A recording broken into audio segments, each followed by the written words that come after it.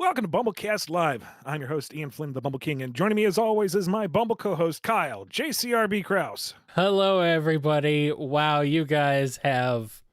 Wow, you jumped the gun, like, way early.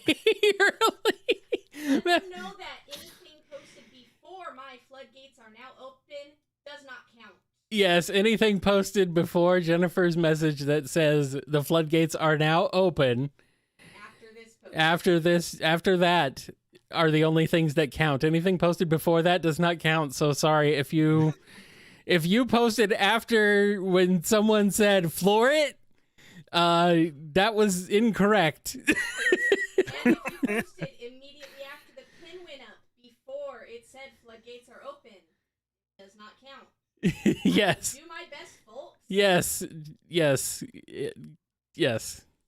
Basically, we have a thing here, guys, and so you calm down. We'll get there. We do appreciate the enthusiasm, but, Jennifer R. and Professor Rye are doing a monumental amount of work to help us keep this manageable. Let's help them help you. Yes, we are trying to help make sure we get your questions answered. Also, yes, no Frontier spoilers, please. Yeah, let's just go through the rules real quick. Please limit yourself to one question at a time. Wait until that question is answered before you ask another one. That way we don't have a bajillion questions in the queue. Number two, if you want your question virtually guaranteed answered tonight, you can make it a super chat of any denomination. I say virtually because sometimes you guys are way too generous and we actually run out of time. But we will roll those over to the next priority queue if push comes to shove. Number three, Sonic Frontiers is still fairly new, and a number of folks aren't going to be able to play it till after the holidays. They'll be getting it under the Christmas tree or with their menorah or whatever else. However you're celebrating, you're getting it for the holidays. And you have actually dodged spoilers up to this point, in which case, kudos to you. You're amazing. You're a ninja.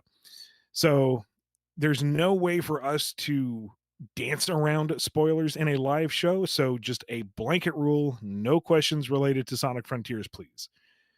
If it happened in Frontiers, don't ask about it. If it's exclusive to Frontiers, don't ask about it. Does it look like or smell like a Frontiers? Don't ask about it.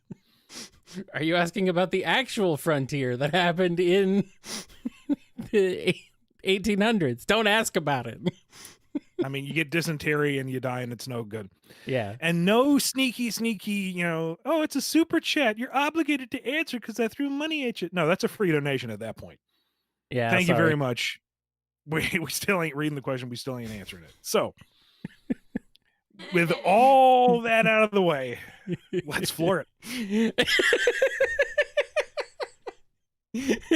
Speaking of which, I do want to jump ahead real quick, and I want to address this. The person who did this, they sent us a super chat. Their name is Sprited. The person who accidentally kicked this whole thing off, I think,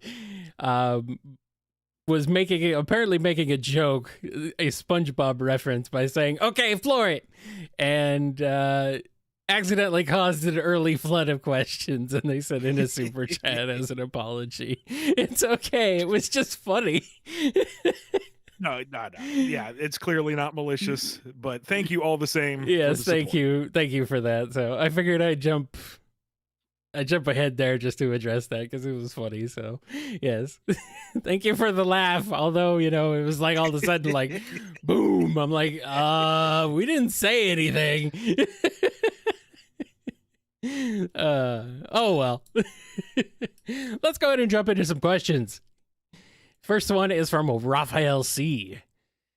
Metal Sonic was left defeated in Little Planet in Sonic 4. Was this a consequence of the events of Sonic Mania? That is to be determined. I don't know. There's a lot of questions that should be answered at some point. All we know for sure is that somewhere in the classic era, Metal Sonic was left beat up on Little Planet. And there you go. So what is Sonic 4 then? Is it modern or classic? Or both? Kind of both. I'm lost and confused. And I don't care. Here's a question from Cruel Alchemist. Scenario time. Tails and Kit swap places. How does Sonic and Surge deal with the other's partner? It ain't gonna be good either way. Like, I don't think Surge could deal with that much sass. and Tails isn't going to be pushed around. No. Like, she can threaten, she can bully, and he may know full well that she can hurt him, but he isn't going to get pushed around by her. He's not going to let her, one, tell him what to do, or two, cause harm to others. Kit might work with Sonic insofar as it will get him back to Surge, and he'll be compliant beyond that point, but he's always going to be looking for that right opportunity to, like, gently push Sonic onto the third rail or off a building, or oops, now you're drowning. Well, I mean, drowning Sonic is not exactly difficult. To be fair. Here's a question from Nintendweeb. Is Sonic being born on Christmas Island still canon? I don't think so, no. No more Christmas Island? But Ian, Christmas. Are you taking Christmas away from us? Have you... This will teach you to put it out there before Halloween. Is this... You've abused your Christmas privileges. No more islands. The war on Christmas is over. Ian Flynn has won. Why you do this? Here's a question from Komea DA. If you could bring Honey back, what exactly would you do? I'm not asking for specifics of how, but rather, would you simply recreate her Archie incarnation, or make a new adaptation of her Fighting Vipers version in its supplemental material? I'm asking this because, while I love Archie Honey, she does have a few key changes that I think could be adapted in different ways. That is a good question. I'm not 100% certain myself. It would entirely depend on Sega. And because she is a direct reference to Fighting Vipers, it makes her inclusion and resurrection kind of iffy. I feel like there's enough of a distinction that she should stand on her own, but that's for a larger discussion with more people. That's not up to me. My initial pitch would be more or less along the lines of Archie's Sonic-styled Honey, where she's vivacious, she's a fashion designer, she's out there to promote herself through punching people, and just a good high energy, fun character. But that would be up to Sega if they want to skew her one way or the other, or how they want her interpreted. We'll find out when we get to that point. Here's hoping we get to that point soon. Here's a question from Skeeter M. If Tribal Amy from Sonic Prime were to have Kratos' backstory, would it be like Zeus equals Pachacamac, Greek Pantheon equals Echidna Tribe, Master Emerald equals Pandora's Box? P.S. Kyle, you are the GOAT. I'm not the GOAT. I'm a person, but thank you. No, Kyle, it's an acronym, Kyle. Oh. Okay, what does it stand for? General oscillations at timely fashions. Oh, where's the F? It's silent. Oh, okay, cool. But anyway, if you want to draw such broad parallels between that incarnation and Amy and God of War, I am not going to correct you, because I think you drew enough lines that make enough sense without spoiling anything for Prime. You don't know anything about Prime. You didn't even work on it. Not that I can talk about. You didn't even work on it. Hashtag knowing smile.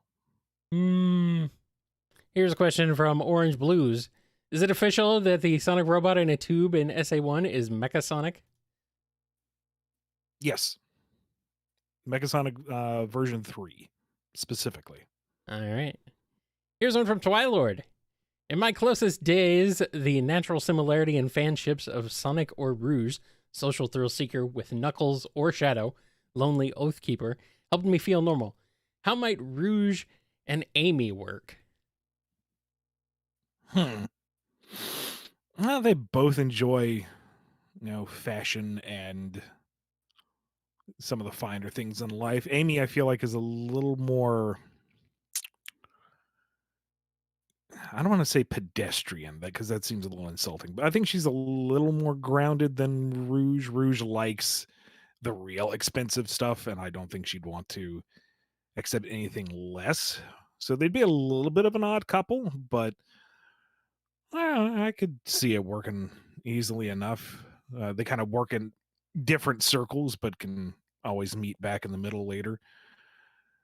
I mean, Amy's not a ton about a finesse herself. I mean, that hammer ain't exactly stealthy. But then again, I guess Rouge uses explosives, and those aren't really quiet either. I know. Different approaches to how they work. I suppose, yeah. And we got one from Smash Zapper 85. Sonic friends find themselves on the Muppet Show. What would their performances be like? Who would get along with who? And how miserable would Shadow be? Well, we'd have to have a running gag where he and Sam the Eagle agree that this entire farce is beyond unbearable, and it ends with the two of them as the central act for the finale. Well, of course it does. Maybe he even put a spin on it where Sonic convinces Shadow that if he's the ultimate life form, he can certainly put on the ultimate performance. That's right. So Shadow goes full ham, and Sam is just scandalized. That would be good. That would be good. I could see Tails meaning well and wanting to help update the Muppet Theater's aging infrastructure to better the show, to which Kermit would be very appreciative at first, but Tails is, adding increasingly complex gizmos and gadgets and special effects that they just don't need. And this theater's getting old, so things are very flammable, and it's starting to fall apart real fast. Uh-huh. Scooter's jealous at first because he's, Kermit's right-hand man. This kid's stealing the spotlight. No, he's just replacing the spotlight. He's not stealing it. That's not what I mean.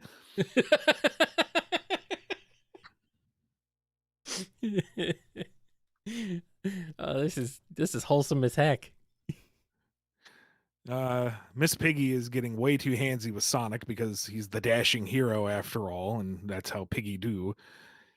Amy's rolling with it fine for a little bit because, they're cool now. She isn't that obsessive. He's free to do whatever he wants, although she is getting real close to him, and she doesn't like how much she's ignoring Sonic's personal space. And all right, she's got a hammer. Hi-ya! Oh, no. Leading to Fozzie's one successful comedy act being interrupted by a full kung fu fight between Piggy and Amy. Oh, no. Eggman was going to, rain on everybody's parade, but now he's just sitting up in the box with Statler and Waldorf throwing insults at everybody. Just what we need. 3 of them. Hey, Sonic, I heard you're the fastest thing alive. Yeah, so why don't you get off the stage?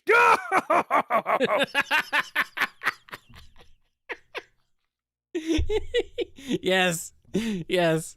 I need this. Please.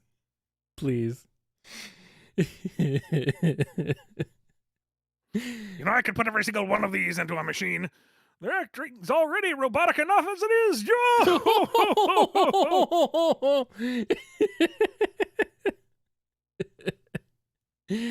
Oh, boy.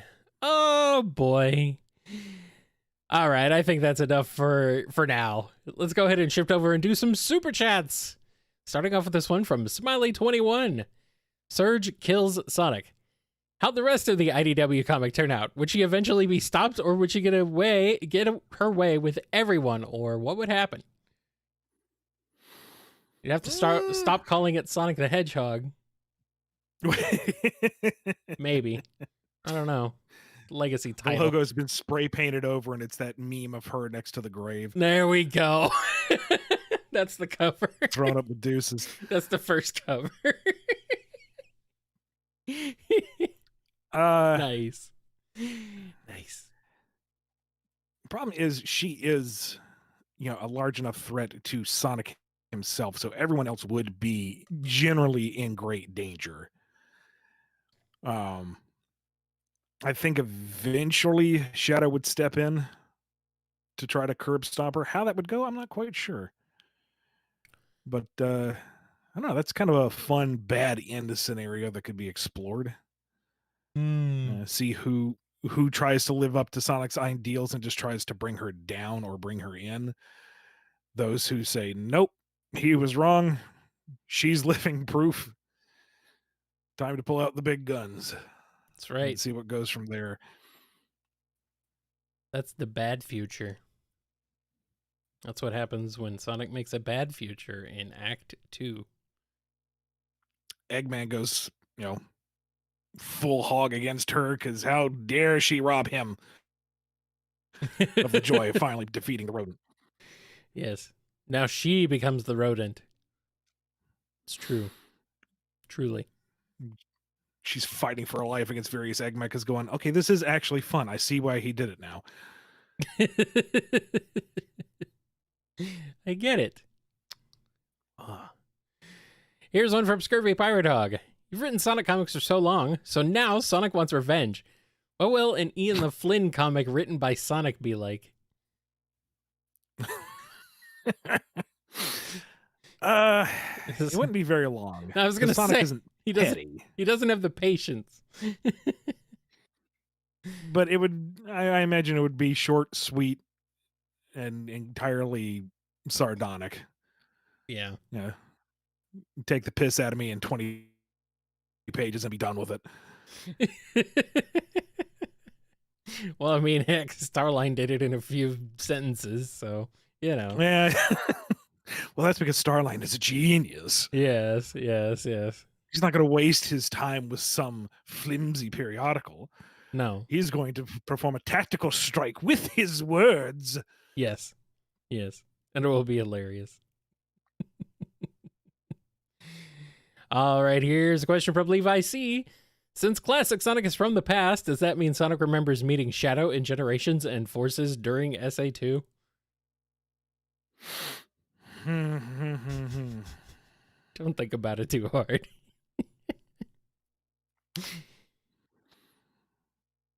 I mean, who knows how much time passed between classic and modern? Maybe he wasn't paying attention.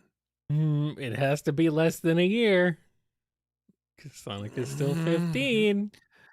We haven't really established how long a year is on Sonic's world. I know, that's also the thing. And also, age is no longer a thing, apparently. The ages are gone. Won't stop people from making their arguments with him, though. So... Yeah. There was the split timeline thing. But... I don't know, man. Split timelines come with their own set of problems.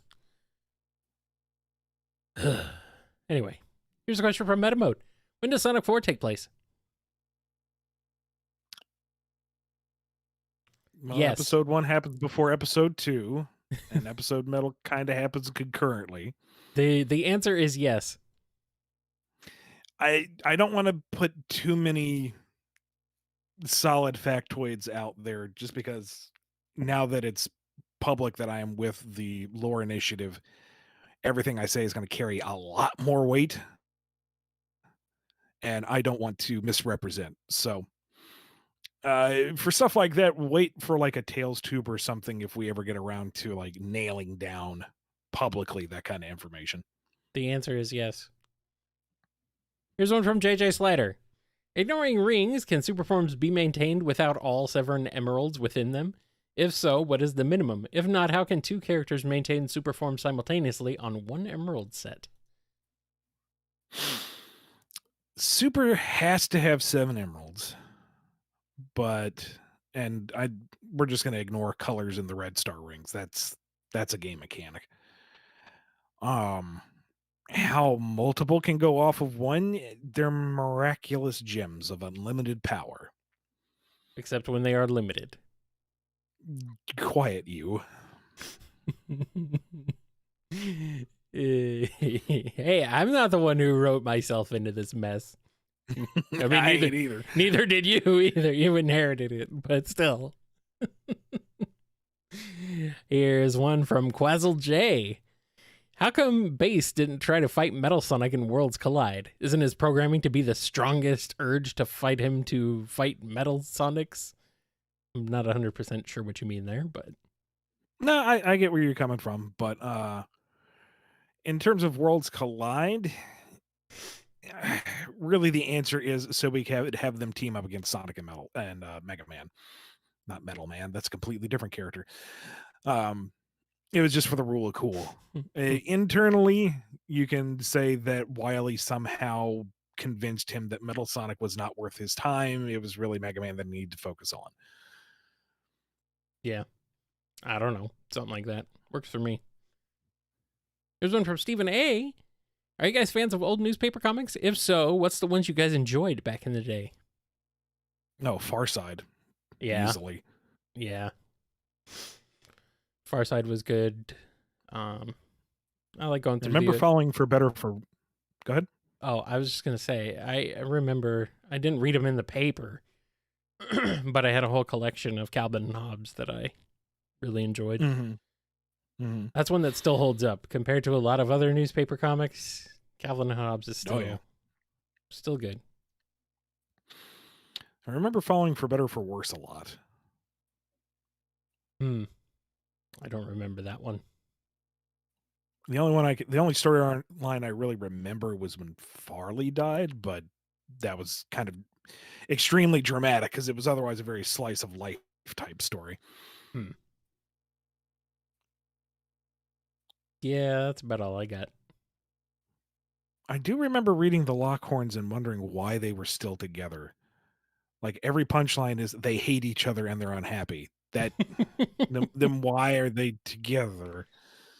Also, why do they look like brother and sister? Is that why they don't get along? I don't understand this, and Well, I'm thinking too hard about it. I know. Yeah. Also, I read Garfield. I don't know if I liked Garfield, but I read Garfield. I definitely preferred Garfield and Friends, the cartoon, to the comic, but even then, you know. Yeah, no. Garfield. And I remember Zitz was pretty funny. Okay, Zitz. Okay, I was trying to think. Was Zitz actually decent?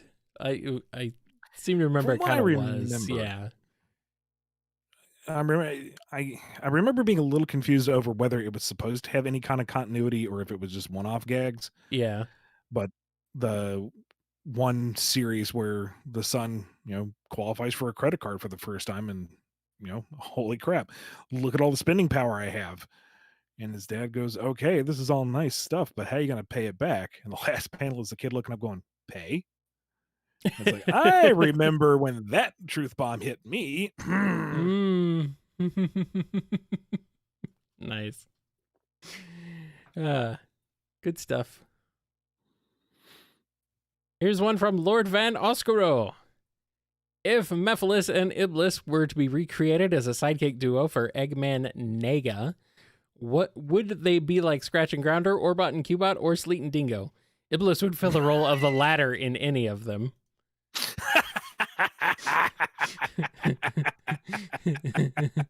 It's big hulking brute of living magma who's there for the punchline every time. Oh, I hate this because this is really a fan idea and I love it. I mean, Mephiles is this skeeving, conniving yes man dreaming of grandeur with his idiot lunkus sidekick. There we go. Perfect. Now listen to me, Iblis. Don't press that button. No, don't press the button. Yes, that button. No, don't push it. Boom. Sonic looks into the distance. What was that? Kaboom.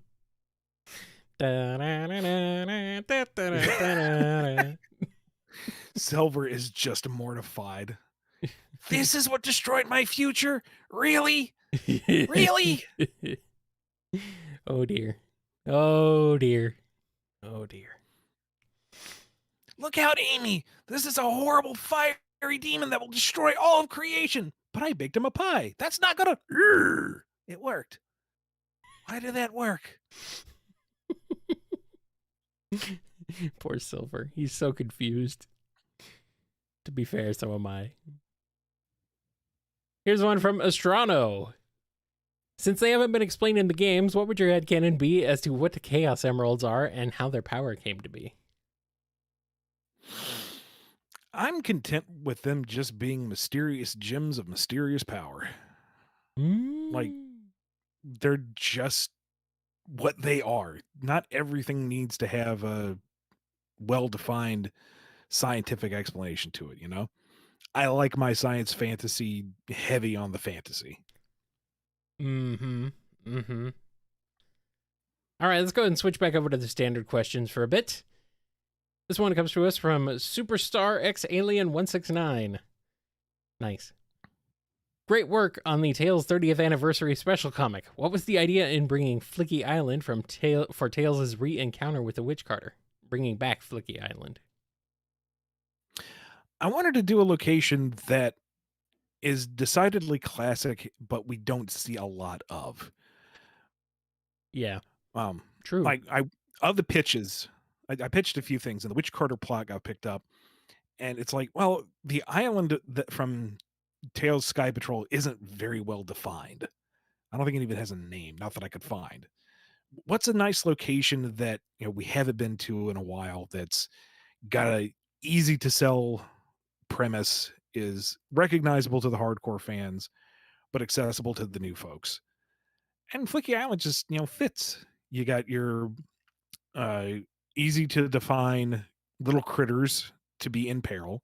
They have enough diversity in their designs that it isn't just the same thing over and over again. You've got nice, interesting locales. And again, it's just a place we haven't really explored too much. So I don't know. Both aspects were, old classic material we haven't seen much of. Let's play with those toys again. Why not? Sure. Always good to see old locations come back, acknowledging that things happened and exist. So, yeah, I'm into it. Here's one from Coffee. Given Kirby's existence of being a reincarnation of a god imbued by positive energy, would he be capable of using the positive power of the Chaos Emeralds? Is that what the lore for Kirby is these days? I guess.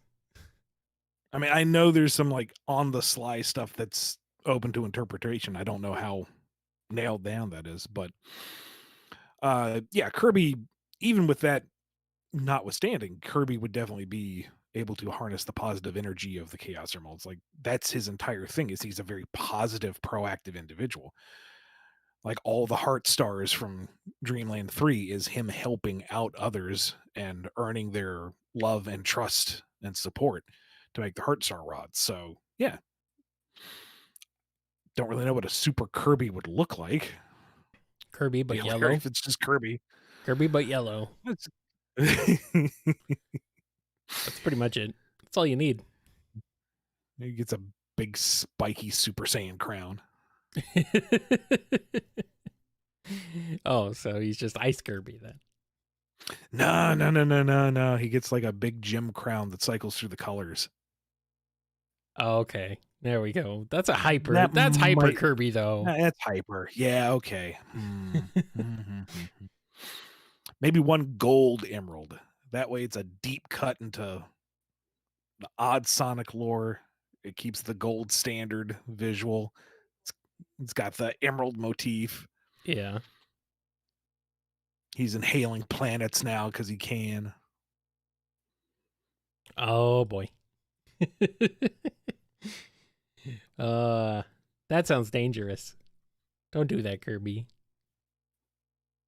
Here's a question from Uncle Venus's media reviews. So Mobian is off the table. You've expressed distaste toward Nermies. No, I have expressed distaste towards Nermies. Thank you very much. I'm. So, what are your thoughts on Islanders? Maybe, but the folks of Adabot don't really live on a continent. They're mostly islanders. So that kind of muddies the water. And what does that make the other humans? Continentals? Is that why they call it a What's continental the breakfast? first meal of the day? A continental Is breakfast? that why I they mean, call come it a on now. continental breakfast? That's what I was wondering. Like, When they clock into work, is that a continental shift? the, the continental breakfast is made of people.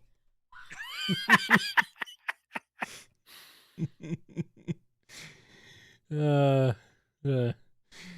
uh, Ian, do you approve of our headcanons, Ian? Is that what this is? This is just Ian's approval of your headcanon hour.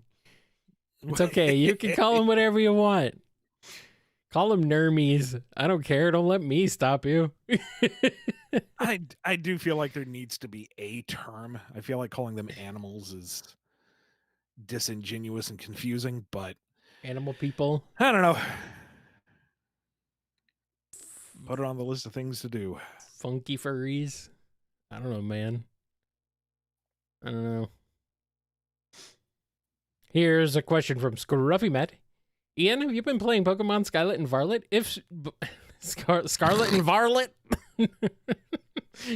Ian, have Scarlet and Varlet. I know. Ian, have you been playing Pokemon Scarlet and Violet? If so, what has your experience been? I assume Kyle hasn't played it out of protest due to the lack of mudkips. Well, I mean, that's one reason why I haven't played it, yes. No, I haven't played it because I looked at the spoilers for what the various evolutions and designs were, because that's what really draws me to the game is the critter designs. And I really don't like at least 50% of them and loathe all the starter evolutions. So it's like I have no interest in training these critters, so I'll bow out on this one. I saw the game. I saw what the game actually looked like, and I'm like, oh no, what happened? Yeah, I'm a little concerned. Someone at Game Freak needs to they need to save the devs because somebody's crunching them hard, and it's not good. It's not good. now from what I've heard, it's fun. Yeah, the And game just itself, exploring and the catching stuff is fun, but it's yeah, a little rough around the edges. the game itself, apparently, the mechanics and everything is fun, but it looks real rough. I'm like, man, this is like, these are placeholder graphics. It's like really obvious. They're like Yep. N64 level resolution textures. It's like, no. Somebody go save the poor Game Freak developers who are being crunched to death. Oof. Anyway, here's a question from Stephen A. Another one. Wait a minute. Hold on. Oh, okay, that was super chat before. All right. You got lucky. Is it true that Kyle drives fast cars in the Arizona Underground Racing Circuit in an old souped-up DeLorean that he managed to change from being a piece of garbage into a powerhouse? No. Where did you hear that from? You didn't hear that. That didn't happen. That's not true. That's not a true story. He does because he's the goat. Oh. That's what they call me, weirdly enough. In the dead of night, across the Arizona sky, you hear a meh. That's Kyle. It's true. Truly. No, I don't do this, but you've kind of described one of my original characters' whole thing. part of their thing. So you might be more onto something than you think, than you realized. So yeah. All right, let's go do some super chats. Starting off, back off with this one from OzJam. Say Sonic X returns. Would you rather they try new original stories like Season 1, or they try to adapt the games that came after, like Heroes and Onward?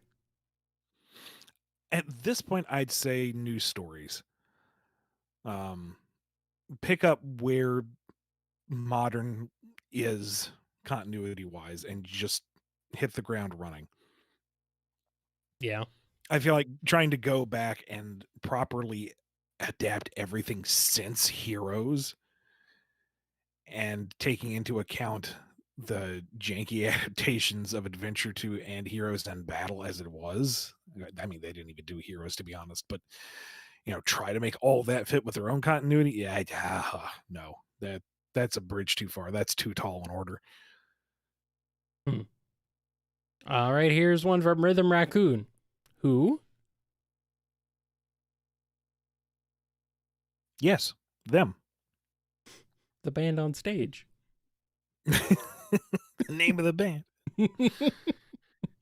Band isn't even at this concert. God, that's such a freaking adult joke at that time. No kid would have gotten that. Oh man. Good stuff though. Here's a question from Uwu. Were the Gaia temples around since the creation of the planet, or are there other methods for fixing the Earth during the time of awakening? I don't know, but they had to be built by somebody. So until there was somebody around to build them, no, I wouldn't imagine they existed. Which came first, the buildings or the people who built them? We'll never know. We'll never know.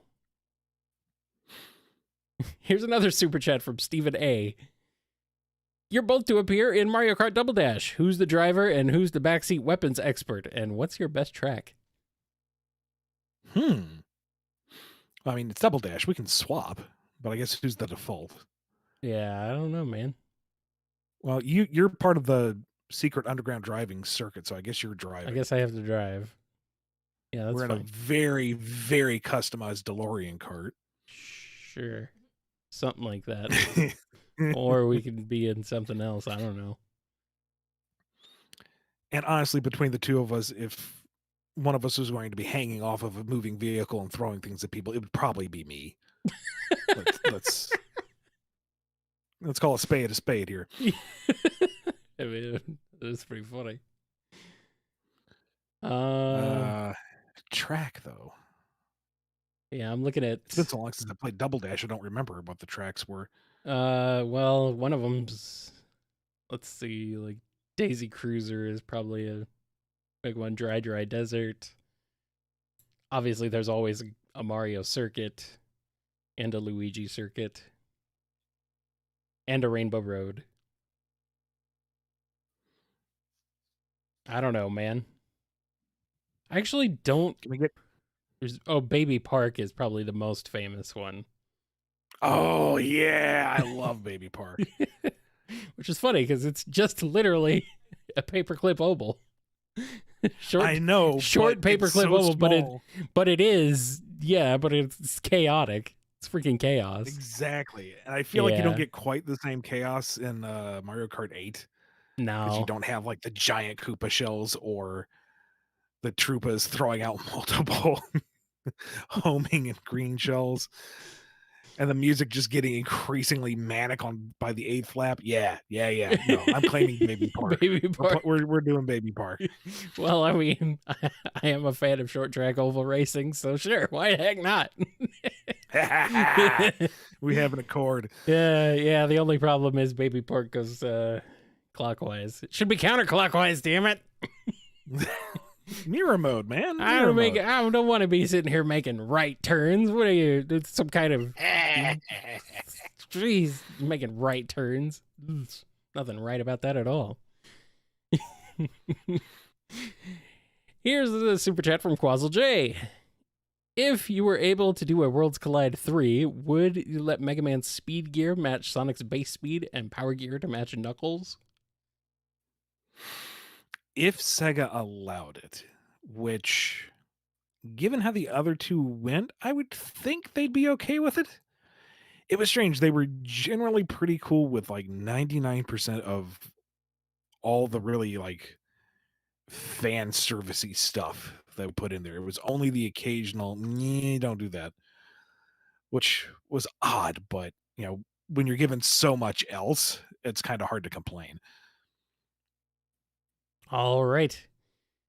Well, we are up to 110 standard questions, folks. So we're going to go ahead and put a cap on those and end the standard questions for today. Thank you very much for asking. Super chats will remain open.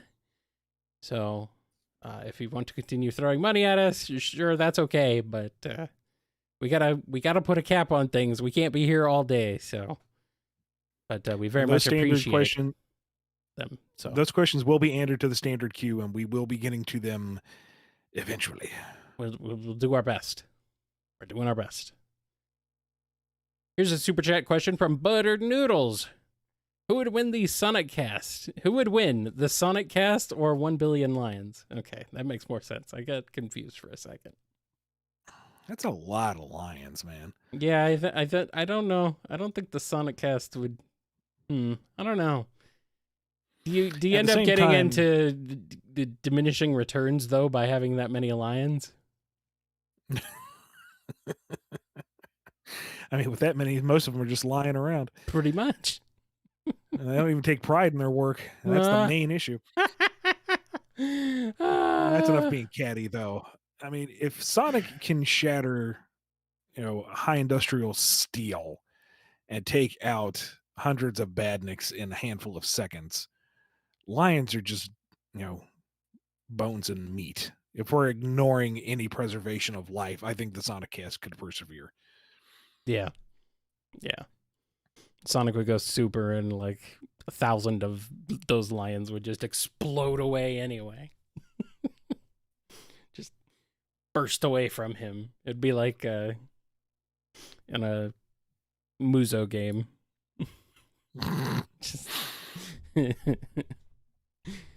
Here's a super chat question from Cody G. Can Sonic or friends use one Chaos Emerald like Sonic Adventure 2 Shadow?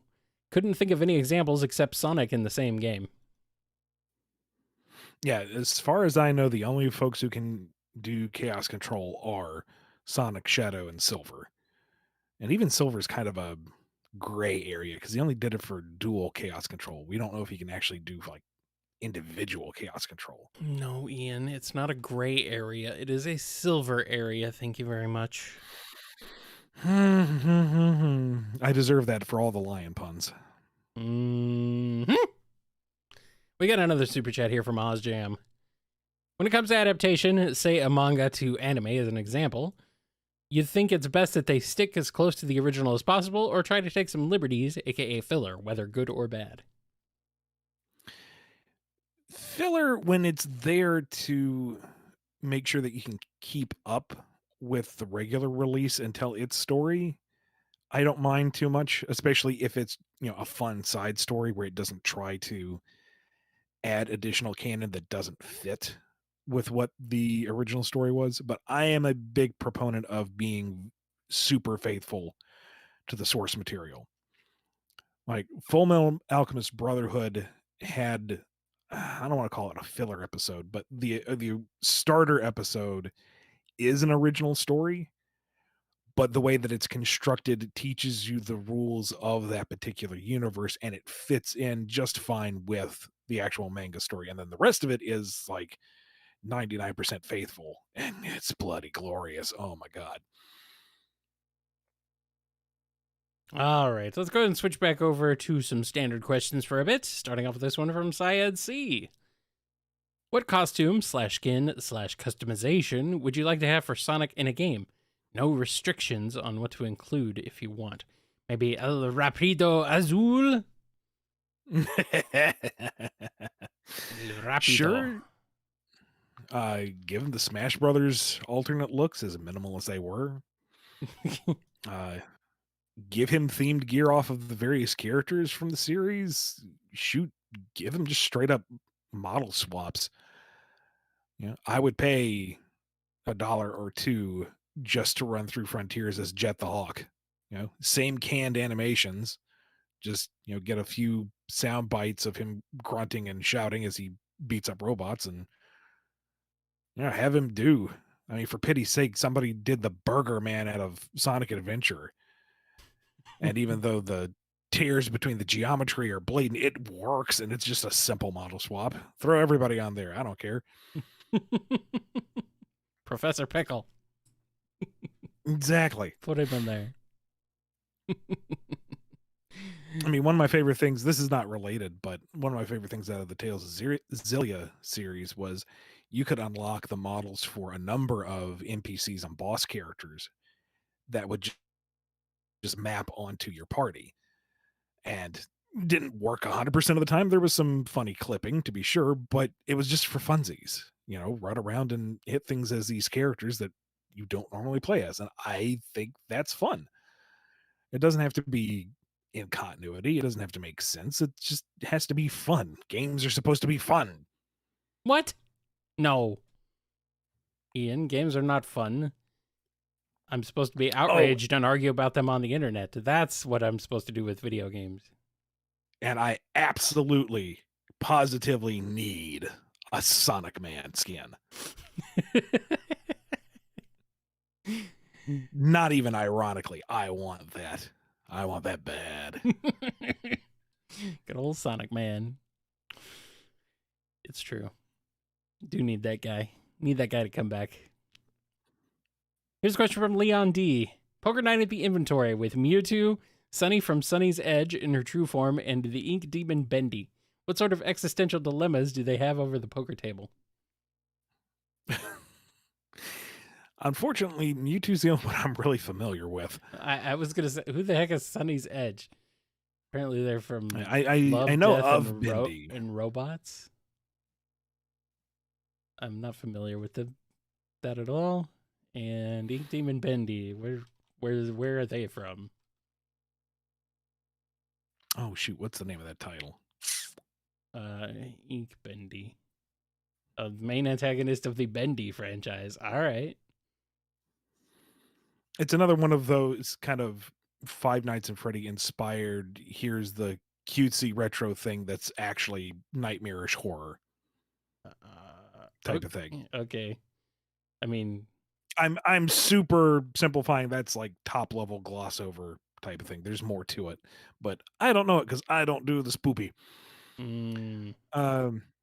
Ultimately, I'm going to say it devolves into violence because Mewtwo's psychic. He's reading everybody's hands anyway, and he's super competitive, so he's going to use that to win every hand.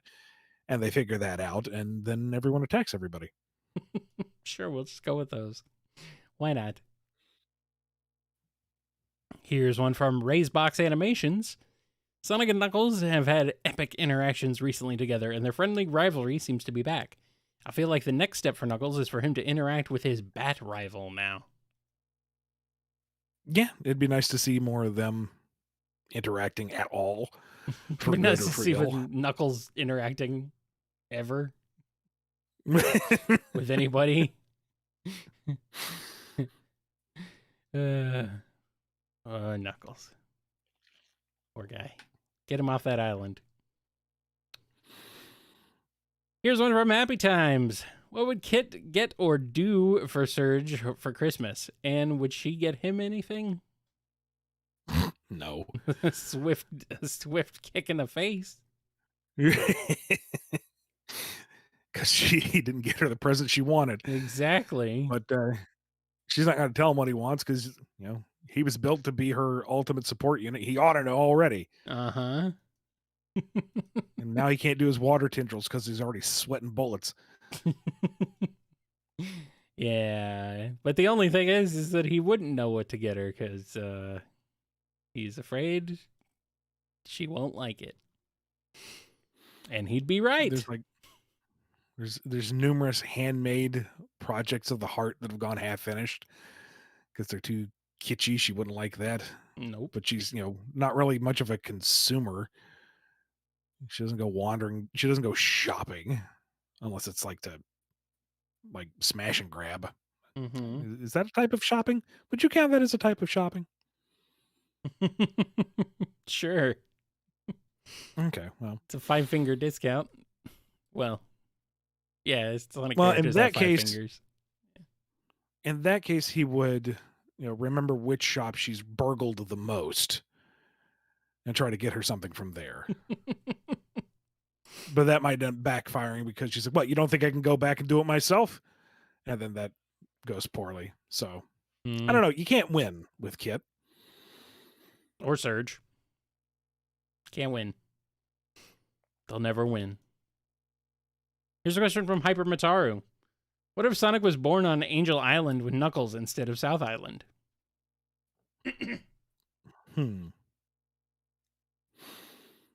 Well, either the two of them are, good buddies and both protect the island, or Sonic got really bored by the 50th lap of the island at some point and decided to just yeet himself off the side towards the nearest mountaintop and went on exploring from there. Sure. We'll go with that. I don't know, man. Marshall H has a question. Since Shadow was off planet when the BEM undid roboticization, was he still vulnerable to it? Either way, I'd love to hear an off the cuff Mecha Madness sequel with Mecha Shadow as the star. I mean, yeah, I guess. What Shadow was in Archie Sonic was kind of ill-defined to a point, so it's debatable whether he or not he was even roboticizable to begin with. But once I came on board, I kind of just treated him as Game Shadow, so we'll just say that's a non-issue. Yeah, roboticized Shadow. The thing is, you can't really roboticize Mecha Sonic to fight back. And who else was off-world that weren't BEM'd? BEM. And who? It'd just be everybody fighting the evil robot double version of someone that they generally trust, and that's kind of the Mecha Sally arc again. BEM. That's not satisfying. That's not a good answer. Who could we have? BEM. Who could we have? You stumped me on this one. You know what? I'm going to admit defeat. Is this where the Metroid crossover happens? And we just get Samus to do it?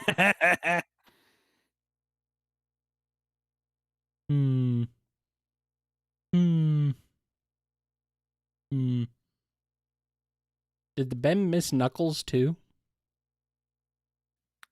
I guess they did, because he was dead at the time, wasn't he? I guess so. I don't know. Was he?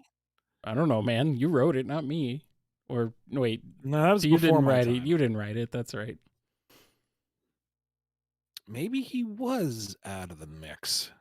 I'd have to go back and review the books again, but yeah, if he was dead when everyone got BEM'd, God, comics are stupid. I love them. Then yeah, we'd have a retread of the Mecha Madness arc where, the only person who could stand against the robot hedgehog is Knuckles again, but damn it, Spaziante would make that look cool as hell, so who's to complain? I'm not going to complain about having Mecha Knuckles back because both his Mecha Knuckles and Mecha Sonic designs were incredible. I love them both. I need them both in my life now. I need them to happen. I need it. Lee said from the other room, she brings up a good point. The only ones that were BEM'd were those who were already roboticized. Oh. So none of the game cast Oh. ever got roboticized outside of Sonic and Tails, because they were part of the BEM experimental whatever thing. So, well, I still will default to saying Mecha Knuckles versus Mecha Shadow would be boss. Yeah. That opens up a whole other Mecha Amy. Oh. Like a constantly compounding, growing Gundam-style hammer. I mean, why not? Yes. This is cool. Silver comes back in time to save them from the scourge that is Mecha Shadow. He needs an upgrade. Mecha Silver. Good. Fly around with his jet airplane fin wing thingies. Yeah.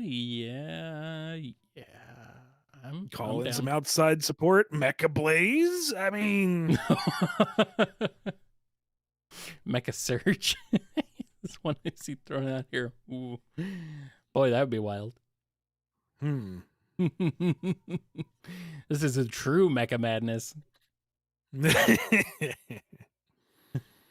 Too much mecha. Maybe we need to streamline things a little bit. Pull one from left field. Oh no, all our major heavy hitters have been already taken out. We need someone who's got the power but can be trusted with being mechanized. Mecha Mighty. Let's go full big O with him. He's punching mountains down just by proxy. I was just gonna say Mecha Big. Nah, man. Mecha Shadow swooping in. Mecha Mighty But times that Mecha punch just Mighty, right. Next shot is Mecha Shadow hitting the moon.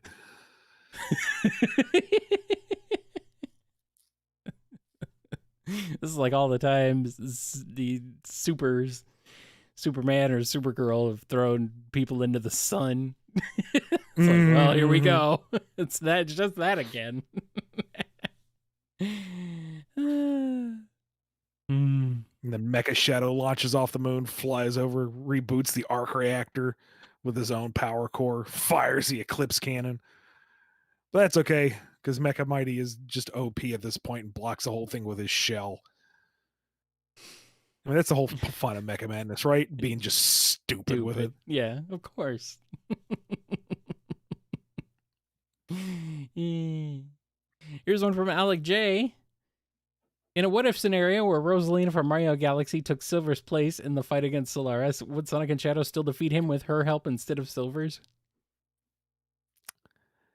I mean, sure. I'm not well versed on Rosalina's moveset.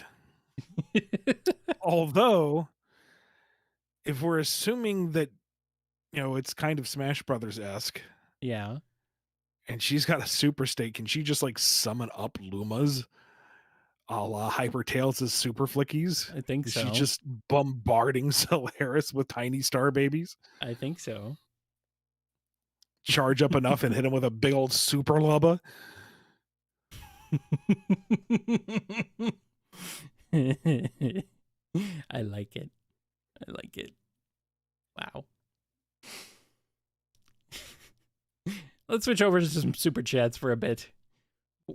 Here's one from Supersonic Fan. What would happen if Zor met Dave the intern?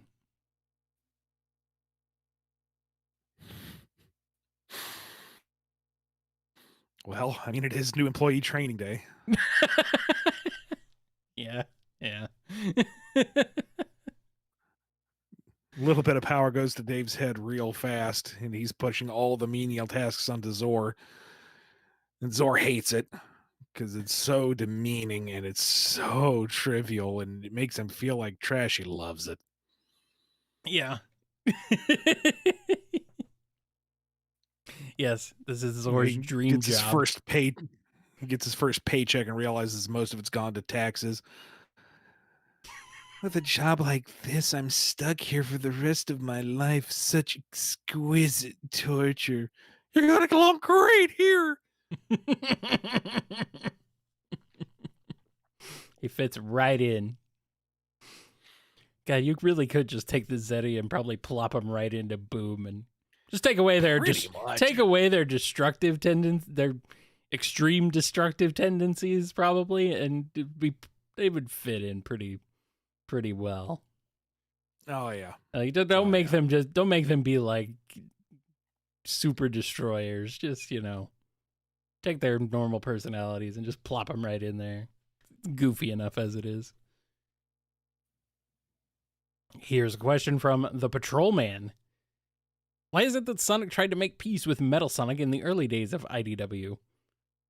Just because he was controlled by Eggman doesn't mean anything, since when he wasn't, he was still trying to kill him in Heroes. Yeah, but Sonic's going to get everybody a chance.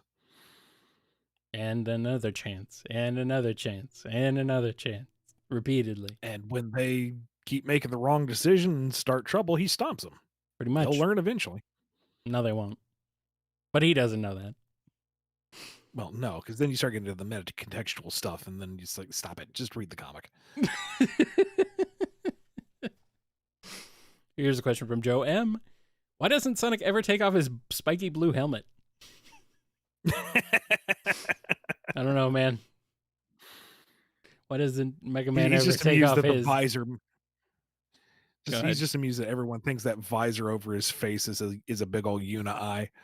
He likes to keep the running gag going. Truly. Here's another one from James. If you were told to use the adventures of Underground and Sonic X minions in IDW or in the games as recurring characters alongside Orbot and Cubot, how would you do so? The minions, that's not too tall an order. I mean, Boko and Deco are just a slightly more boring version of Orbot and Cubot. That's not fair. They had their own quirky charm. I'm just not as fond of their design, so that's bias on my part. Mm-hmm. And you got the dynamic of the S7 squad. And who else do we have in there? Adventures of Sonic X and Adventures who else? of Underground. Sonic X and Underground. Sleet and Dingo. I never liked Sleet and Dingo. But I don't know, make them like regional lieutenants maybe. Like they're trying to maintain order in a particular area or expand the Eggman Empire's influence, but they're real bad at it, leading to some lighthearted antics and some low stakes battles. Keep things fresh, keep things pumping without having everything be an end of the world scenario. Yeah. Here's a super chat from Scurvy Pirate Hog. Eggman has summoned gods of destruction to take Sonic, but now he found a new stone tablet. All it says is Beetlejuice, Beetlejuice, Beetlejuice. How would it go? Terribly. Oh, no, delightful. Well, yes, that's what I mean, but it would go Absolutely terribly for him. I want to see that just for Beetlejuice to take on his, general shape and look. Oh boy. You should try this sometime. Stripes look good on us. Wow. We've already got those giant, horrible, like ghost worm things out of Lost World. They're like those True. Saturn sandworms, kind of.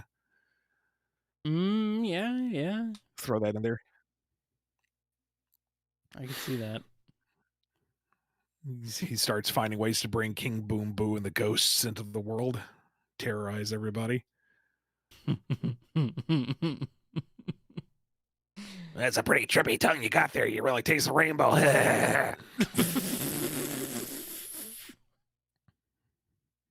Beetlejuice. God, that freaking movie show, whatever. Shadow gets particularly ticked off when he resurrects Maria's spirit just to mess with him. He marches up to him with a murderous glare on, threatening him with a Chaos Emerald. It all begins with this. A gem controlling the ultimate Deo. Me say day. Oh boy. Where's Lydia in all of this? Observing from her apartment in Station Square. Mildly amused at everything going down. I was going to say, we probably... It's just like, well, good thing I'm not involved this time. She's opened up her place to, like, shelter La and Maria from all of these antics, saying it'll blow over eventually. He can't maintain this for long.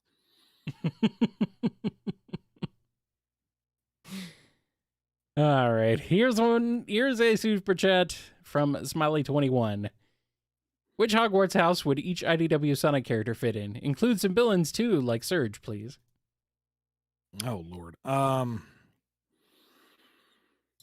Let's see. Tangle's a Hufflepuff. I guess that's pretty clear. I don't know, man. I don't know what the difference is. Well, I used to be big into it until, other factors kind of poisoned that well. But we're trying to be a fun, happy place here, and just revel in the mythology for the moment. So, let's see, you had your Gryffindors were just your generally upstanding good peoples. Ravenclaws are your more heroic type. Your Hufflepuffs are the, make a marshmallow sandwich at 3 a.m. and see nothing wrong with the type. And your Slytherins are like they were vilified pretty hard by the end, but they were supposed to be the more pragmatic and say again? Yeah, ambitious. There we go. That's what I thought. Yeah. Yeah, like maybe they step on somebody along the way, but so it goes. Who doesn't? Yeah. So I imagine most of the villains would kind of default to that. I mean, it's hard to place rough and tumble. I wouldn't call them ambitious. They're just stupid. But They're there's greedy. But hey, you gotta have some ambition to be greedy. I suppose. I don't really see them as the dream big type, though. No. I don't know where they would go. They'd just fight over the hat until it broke. Till they destroyed it. I want to wear it. No, I want to wear it. Let's wear it at the same time. Tell us what house we're in. You're both idiots. Man, this hat is broken. We'll put Whisper in Ravenclaw. Guardian angel of the battlefield and all that. Based on what little I know, I guess that fits. Maybe Belle could be Gryffindor?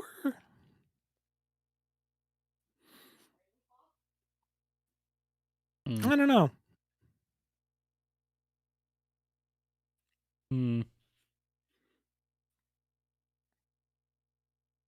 I don't know, man. Were there any more? Surge, Kit? Oh, right. Surge. Slytherin for sure. She's got ambition. She doesn't care who she steps on the way to her goals. I'm seeing an argument that Belle is a Hufflepuff. I don't know. Could go either way, I think. Maybe. I don't know. I feel like she's a little more down to earth. But again, it's been a long time since I even thought about that kind of stuff. Yeah.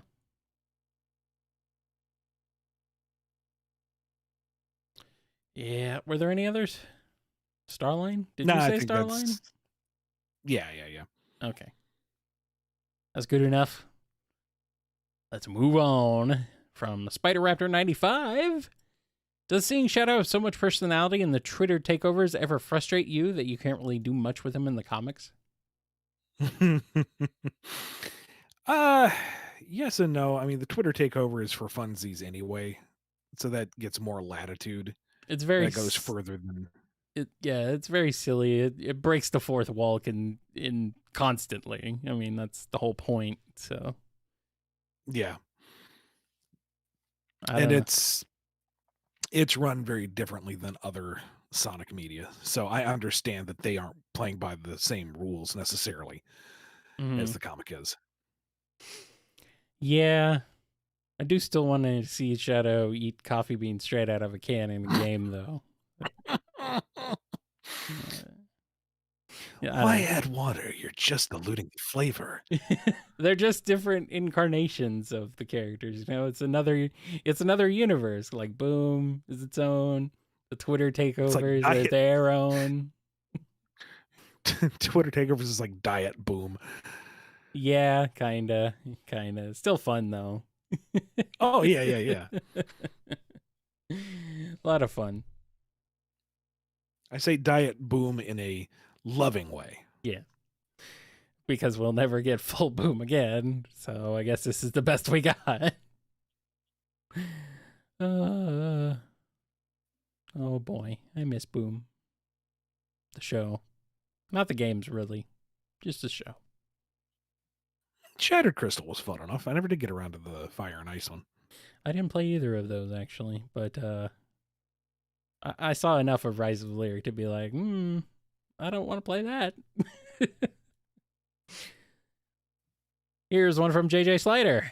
Force's promotion referred to Infinite as Sonic's strongest foe. That didn't pan out, seemingly, but was Infinite the strongest opponent base Sonic had fought at that point? More or less. And this kind of gets into power level scaling and argument, and I don't want to do that right now. But just in terms of raw potential power, yeah, we could say that. Sure. Why not? I mean, part of it too is marketing. What are you going to say? This is Infinite. He's Sonic's third most powerful villain. He's not really that bad. Don't worry about it. That's not how you sell a game. All right, we're going to switch over and do some standard questions for a little bit. Here's this one from Bad Time Lucas. How strong is Hyper compared to Super? We saw Super fight planets and reality destroyers, and the Emeralds have unlimited power. So how can Hyper be stronger than that? Because it's the super level of super. Because it's Hyper, dude. That's why. Yeah, I mean, Supersonic can't clear the screen with a double jump, but Hyper can, because that's super, super, but Hyper is Hyper. That's... this also, I mean, what is infinite power? What is greater than infinite power? Infinity times 2, that's not a thing. So I don't know. It isn't really well defined because we've only seen it in one game, in one instance. So, but I just imagine it's super, but better. Yeah, sure. Why not? Maybe if we had Hypersonic, he wouldn't need Super Shadow and Super Silver to take on Solaris. Maybe he could have soloed it. I like this. I like this one here in the chat that says Hyper is just super with more skill tree unlocks.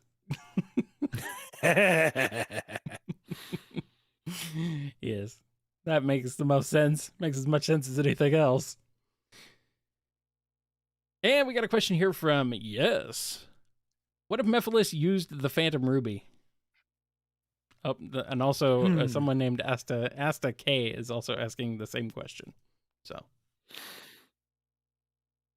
well, I mean, we know he's manipulative and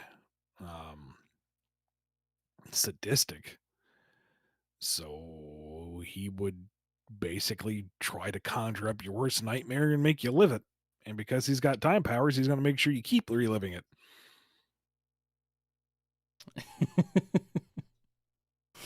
Here's a question from Necromage.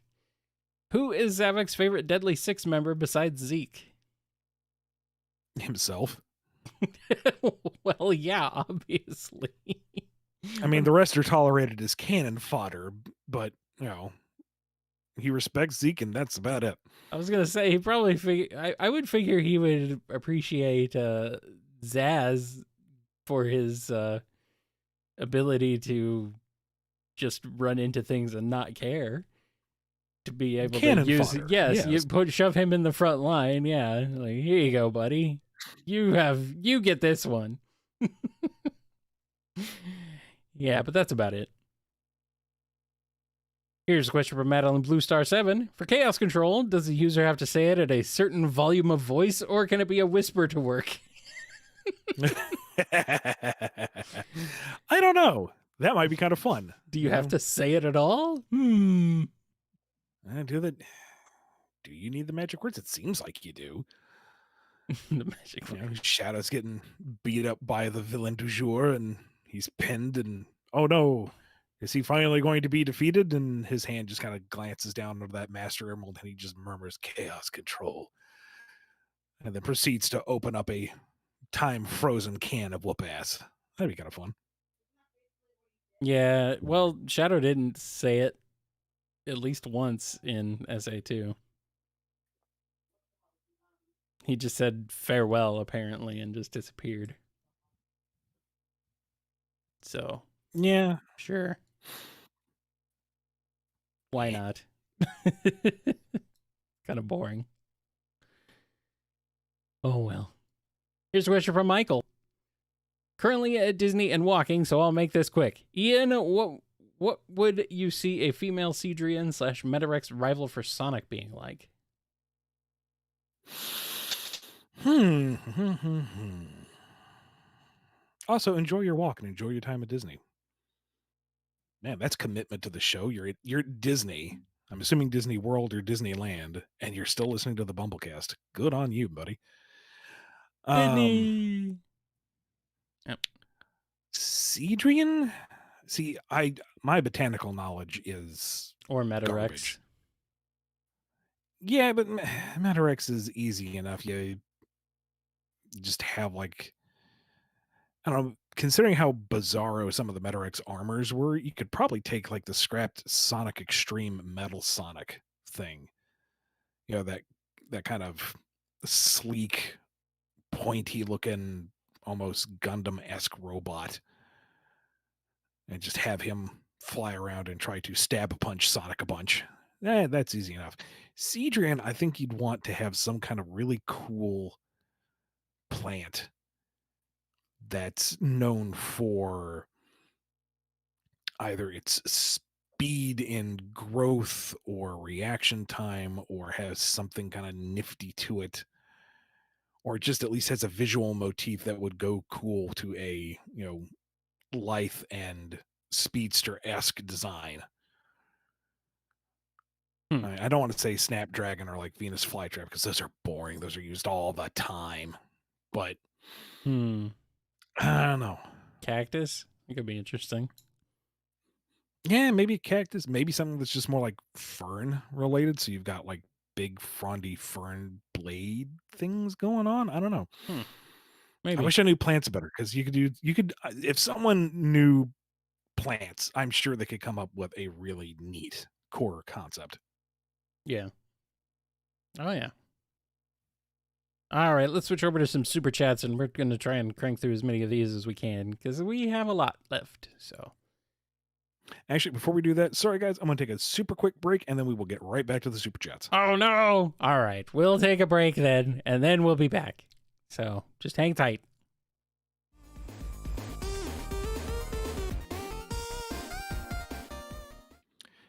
And we're back with more super chats here on BumbleKast Live. Let's get back into it with this one here from Kid Ridged. Hey Ian, would you enjoy writing a game along with Shiro Maekawa, the guy behind writing Shadow's character, SA2, Shadow, and Black Knight? How would you approach the language barrier? Sure, I would be fine with it. I don't know how we would approach that. Sega might be the one to foot the bill on a translator. It might be, somebody does some writing, passes it over, it gets translated, notes are made and edits are made, it's passed over and translated. I don't know how it would work out. Here's a super chat from Lord Van Oscaro. If having all wisps could grant a super form, who would be more likely to use it, Whisper or Tangle? Tangle. Yeah. I think Whisper's too compartmentalized in how she handles things. She likes every tool to have its specific use. She likes everything to work as she knows it how it works. Tangle would be the first to go, hey, let's try all these things together. And then go ride bikes. Here's one from Godzilla. How much DACA could an E123 get Omega DACA if an E123 Omega could DACA? All the DACA. So much DACA. And in the end, you would still need more DACA. Always need more DACA. Always.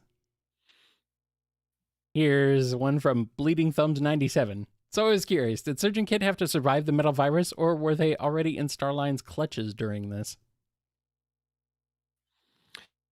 That is a mystery that I don't know if we'll ever address. I thought that they were already in the tubes like very early on, if I remember right. Like he had the tubes with them in him. But maybe not. Now, he hadn't begun working on his project till after he was spurned by Eggman. Mm-hmm. Like the endoskeleton he was developing he was developing the endoskeleton while still working with Eggman. Okay. And then he refined it and changed it to be part of Operation What was it? Not clean sweep. And it was some metatextual joke that I've already forgotten. But yeah, it was after Metal Virus. Remaster. That's what it was. Operation Remaster. You're so smart. Operation Remaster. SMART. Here's one from System 509. Sorry, this is so morbid, but what happens to the baby when a pregnant person is roboticized? Whoa! Let's not think about it too hard. If we're going by the Ben Hurst interpretation, everything is the same. It's just there's an outer shell. If we're going by the Archie interpretation, you got a mecha baby Cool. that then proceeds to grow. I don't know how that works. Well, no, because robotization is kind of a form of stasis. You don't age. You don't change. Maybe the So baby would just go into stasis and just be. Yeah. Just yeah, you just be perpetually like that. Ugh. just yeah. Then when you're de-roboticized, you're fine. You still have the baby. Pregnancy picks up right where it left off. Let's go with that. Yay. Congratulations, you have a 10-year-old. Well, I mean, they wouldn't necessarily be 10. Literally. I know. Anyway, here's a question from Coffee. How would you write a Knuckles spin-off game? Metroidvania. Like a Metroidvania, yes. Yeah, But- it's just Knuckles on Angel Island exploring the whole thing completely interconnected. He Yes. finds ancient echidna ruins to unlock mystic powers that allow him to go into the past and see what the island used to be like. Mm-hmm. He bashes up badniks and takes parts to Tails to get various upgrades. Beat up enough Motobugs, you get big old sickle claws for them fists of his. You beat up enough Buzz Bombers, you get an extended rocket glide. And every now and again, some fool tries to take the Master Emerald, so you got to race back across the island and stop them. And like localized boss fights. And you find a way to go to every point on the island that's been established in one beautifully interconnected map. Yes. God, that would be awesome. Like, I could see, like, recreations and then expansions of each zone from Sonic 3 and Knuckles. Mm-hmm. Man. Oh, I want this. Somebody make this. Sega. Here's one from Meta Mode. I liked how Omega was explored in his battle with Gemerald. Could you see his character being explored like that again? It was nice to see him show admiration. Maybe. Danny has done a lot of stories that I never thought would get approved. Like if I were to pitch such a thing, I would imagine it would get shot down. So he's got the magic touch. We'll see what other gold he spins. He's got the magic touch, and he's got the magic power. Mm-hmm. Magic, yeah. Here's a question from Rhythm Raccoon. When? Right about now. All right. Unless it was earlier, in which case it'll be later. I'll get back to you on that. When? Eventually. But when will then be now? Right now. It already was. It already was.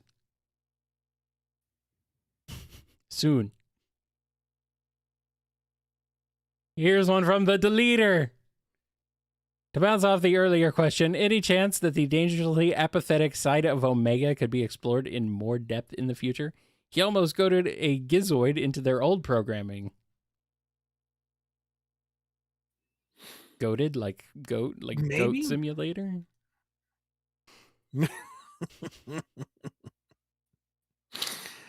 I mean, maybe The question of will character do this in the future is always going to kind of be maybe, because either I know what's going to happen and I don't want to spoil it, or it's a potential to be explored, and we only have so many pages a year to work with.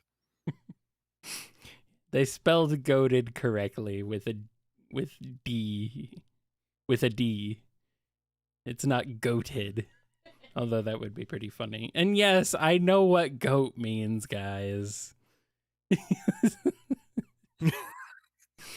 Have they been educating you this entire time? It means grandest of all teeth. Here's one from Sprited. With Origins being the new canon versions with Origins being the new canon versions of the classic games, does that override the Japanese manuals? Is anything from the Japanese manuals still canon? I'm just thinking, can't Chaotix be canon now? The Japanese manuals have really been a big argument and a big sticking point for this since Origins came out. So, yeah, Origins is the canon. English, Japanese, it is now the canon of Sonic 1 to Sonic 3 and Knuckles. Anything beyond that has yet to be publicly defined in the classic era. Yep. Better get in that canon because we're about to fire. So here we go. Is it the Death Egg canon? Maybe. And we got another super chat here from Stephen A. Very generous. Thank you. Can we take a moment to appreciate Professor Ryan, Jen? Also, is there any other Homestar songs you'd like to sing? Thank you, Jen and Professor Rye. You guys, thank you. Thank you. I appreciate you very much. Thank you both very much. We very much appreciate quite the help. Literally make the show possible when we do this. Yes. It's true. Any other I mean, like, I don't know. What do you want? The entirety of the Strong Bad Sings CD? Come on, for gods. Say, come on, for gods. God. Everybody to the limit. It's me. It's to the limit. Everybody come on, for gods. Secret song. I can't believe it's true. All I can think of is an unofficial Homestar Runner. It's not the actual Brothers Chaps, sadly, but there is a one of Strong Bad and Homestar singing Dreams from Nights into Dreams. Mainly Homestar. Oh, wow. With Strong Bad doing some commentary, making fun of him in the background. And it's very funny. It's very entertaining. They do a pretty good job. The guys who did the voices, they did a pretty good job of it, impersonating him, but obviously not quite the same, but the spirit is there. Sure, and it's very funny. So one that always was a personal favorite of mine is because the CD came out when I was in college. Right. And Circles just felt very authentically lampooning the college experience. Circles. Spinning around in circles. Yeah. I'm sorry, I interrupted you. Did you? No. It's fine. It's fine. Oh, man. There's so many good songs from Homestar Runner. 200 females. Exhausting just to think about. The thought of 200 females makes me weep. Puke. Boy. All right, we got another one from OzJam. For comedic fun, how do you imagine a Sonic Boom style based on Super Mario would be? would the character still be exaggerated and comedic, or serious and gritty? I'm at the gosh darn Mario.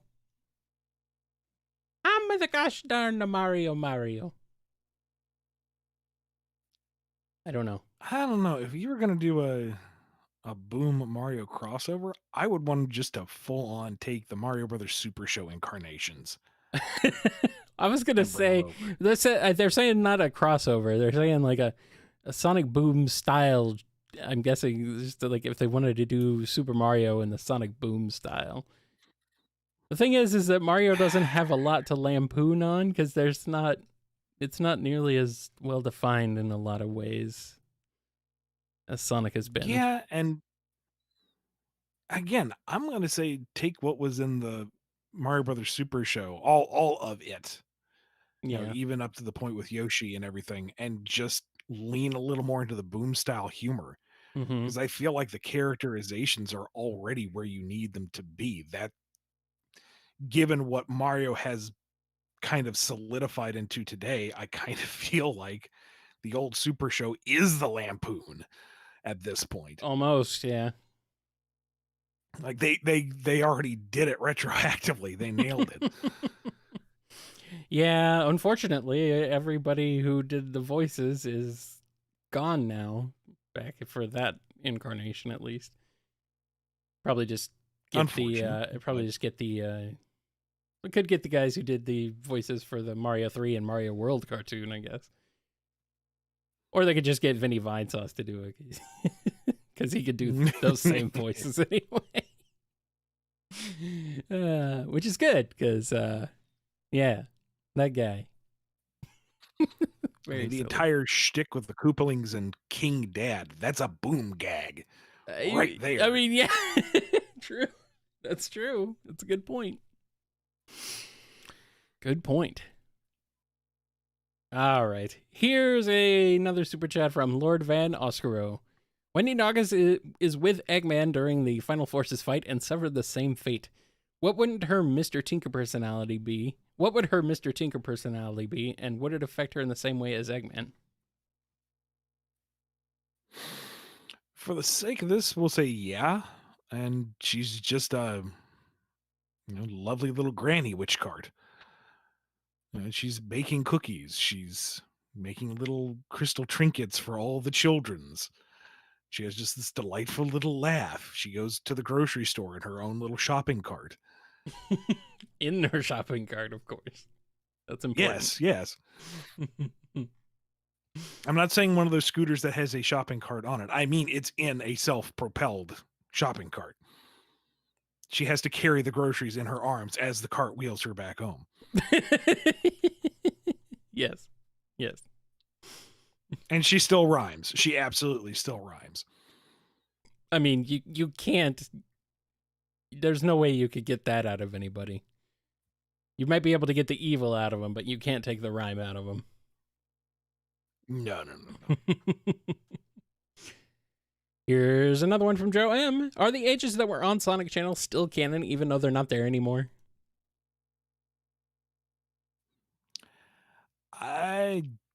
That's to be determined.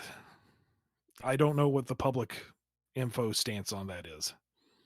We don't even know how long a year is on Sonic's World. Could be anything. You don't know. Here's one from Sonic Mania 2099. How do you think Mighty, Ray, and Honey could be placed in modern Sonic's era if given the green light?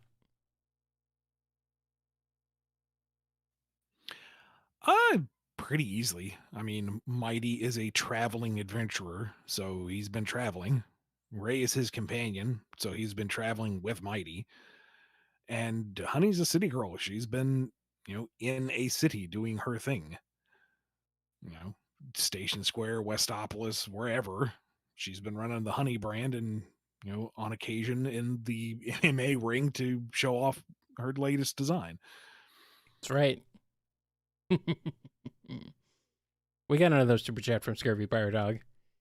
Both have red outfits, round bodies, iconic facial hair, and ho-ho laugh. Are Eggman and Santa related? Would Eggman go, "I found you, faker"?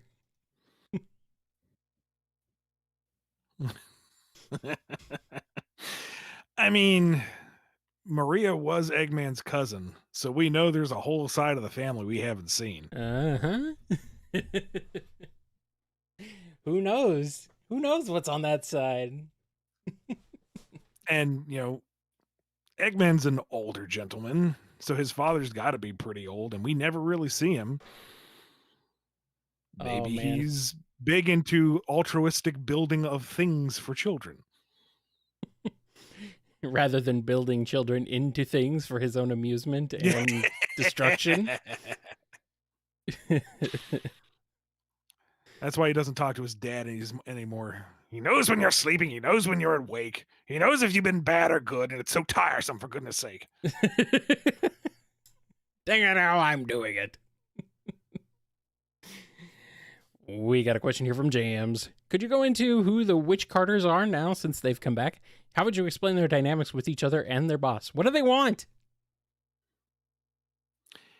They are honestly a very high-level pass, in part because we weren't going to have a lot of time with them, and in part because I don't know if we're ever going to get to touch them again.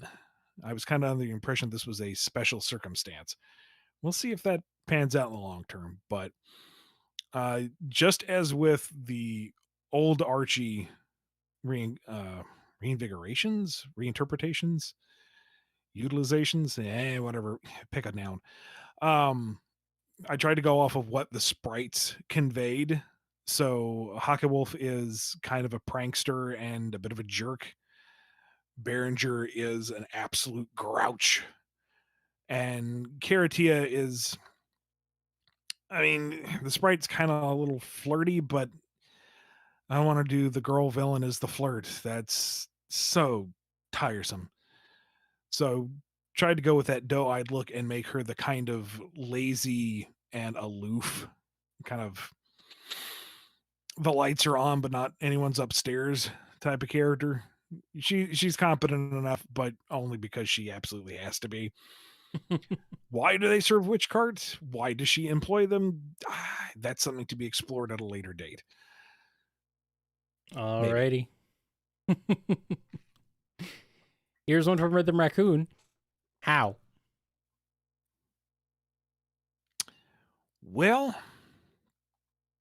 to be really technical about it, that way. Oh, okay.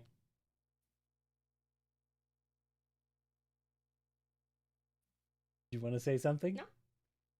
For the next question. Oh. Oh, okay. All right. I didn't How realize. now, brown cow? I didn't realize that. Okay. Jen just walked over here to me, and I'm like, "What? You want to say something? Did you want to answer this question? Did you know how? I don't know how. I don't know how? Either. I don't know. I don't know. What I do know is Professor Rye has a question. At Jen, what's Kyle's favorite cheese? Clearly, Kyle's favorite cheese is corn, because he likes corny jokes. Yeah. But bum! Oh, I'm gonna dab out of here. Okay, there she goes. She's gone. She's going to the other side of the room now. Got him.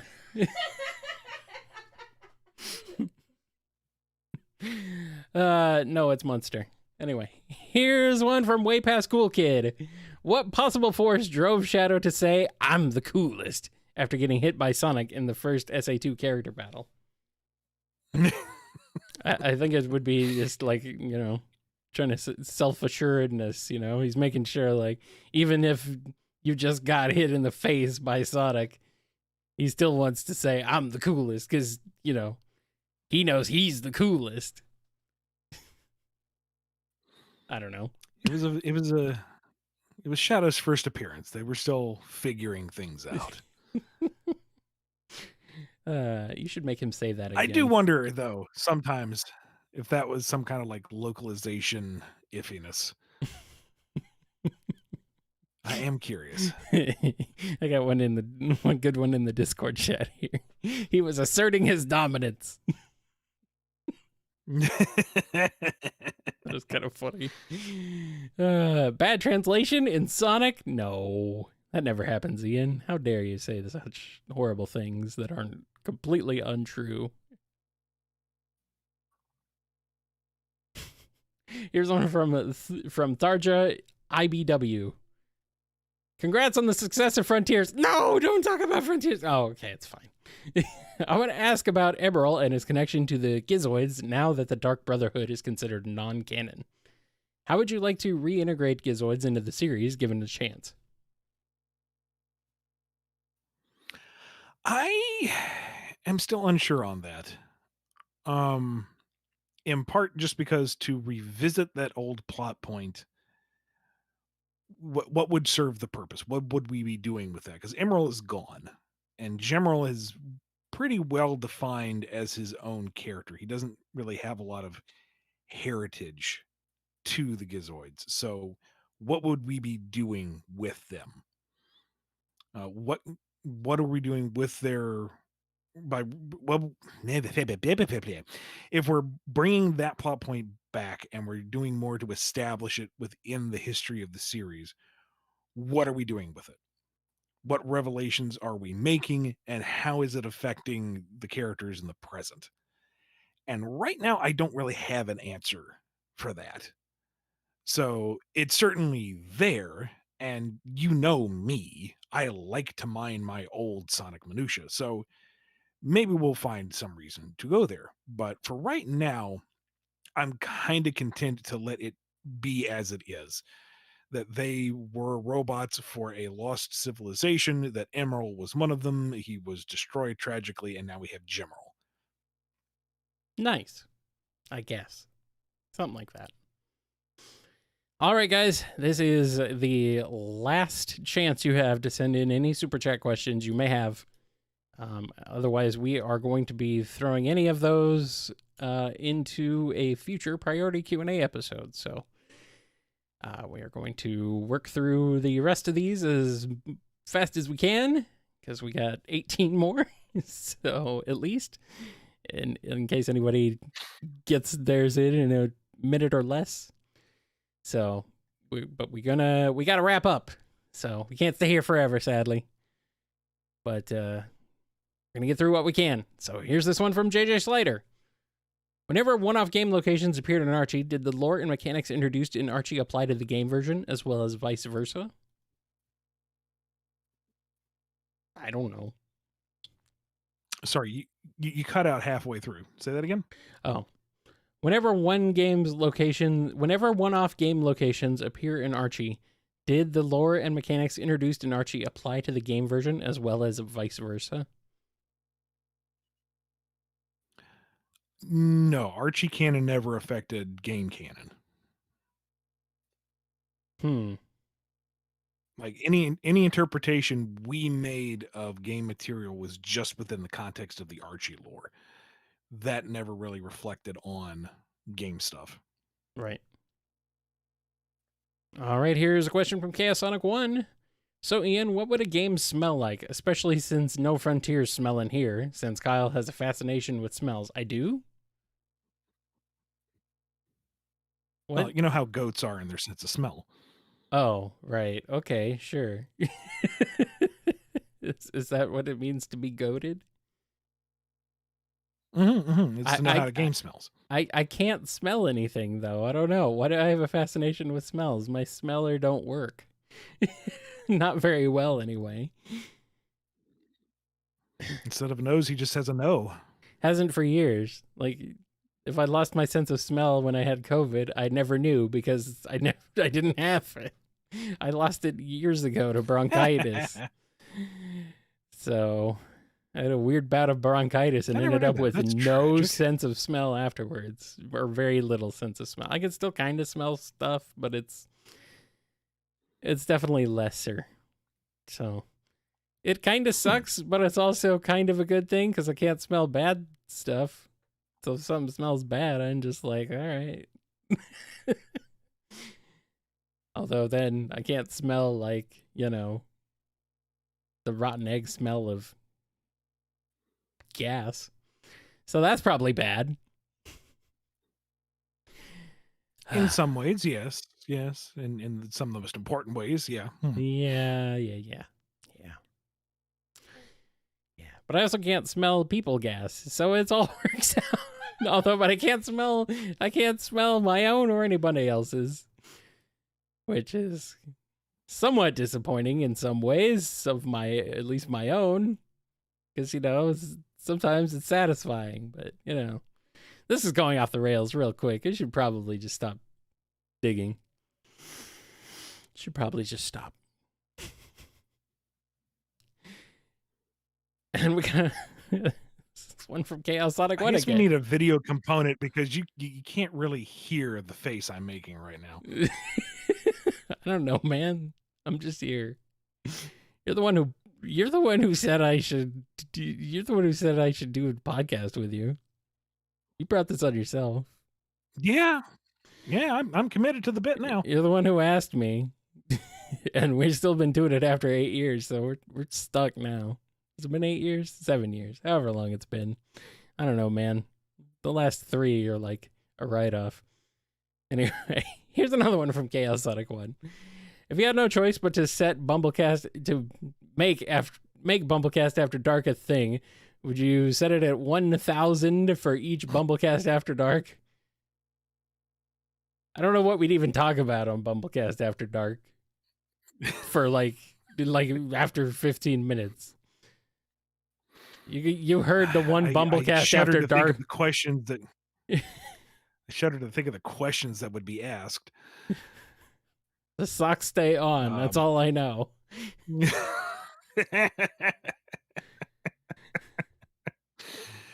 I mean, I don't know if I want to do an entire show where I do my bad Barry White impression the entire episode.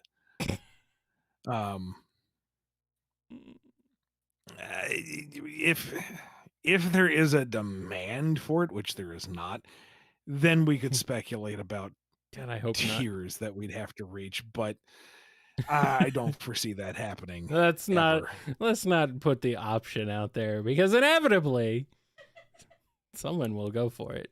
Let's not. Here's a question from the mem.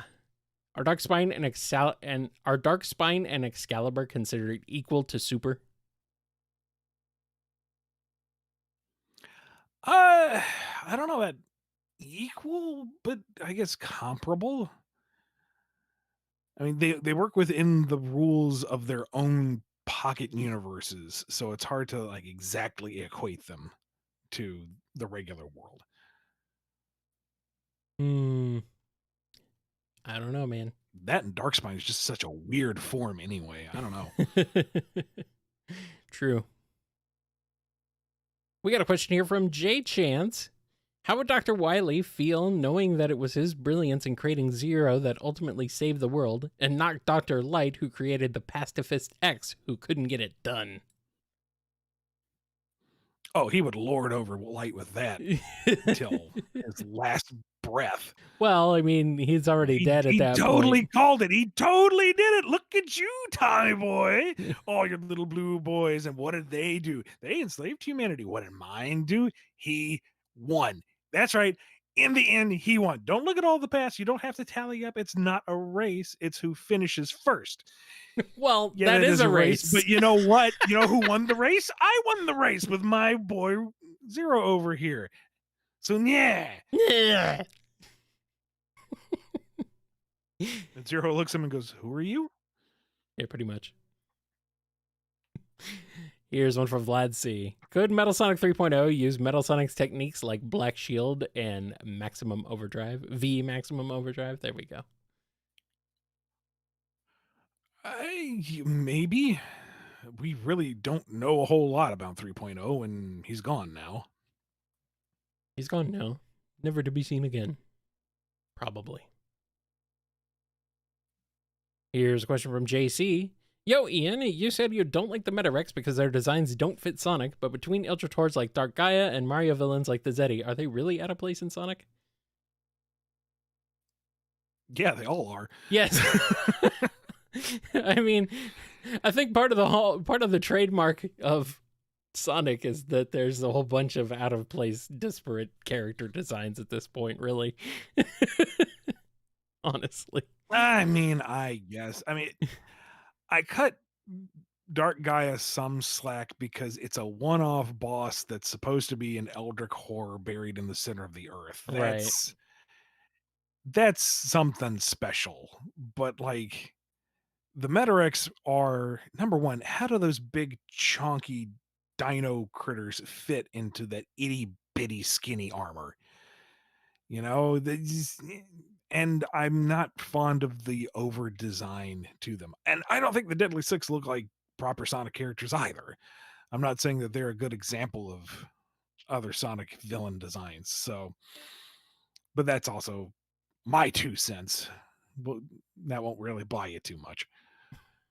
If you like them, I mean that's okay. Let me kind of back that up. I don't have anything wrong with the Metarex designs by themselves. If they were in their own anime, they'd be fine as some kind of space mecha wizard monster Sentai villain things. They work just fine there. In terms of Sonic, I'm not wild about them. Now, their base forms, sure, that looks enough like a Sonic alien to me. The Seedrians work fine for me. It's the Metarex in their armored forms that I'm just not wild about. It's interesting though, because would you say, because to me, I'd even say things like Eggman are not in the same style as the rest of the Sonic cast. Like, it's always the villains are different for the most part.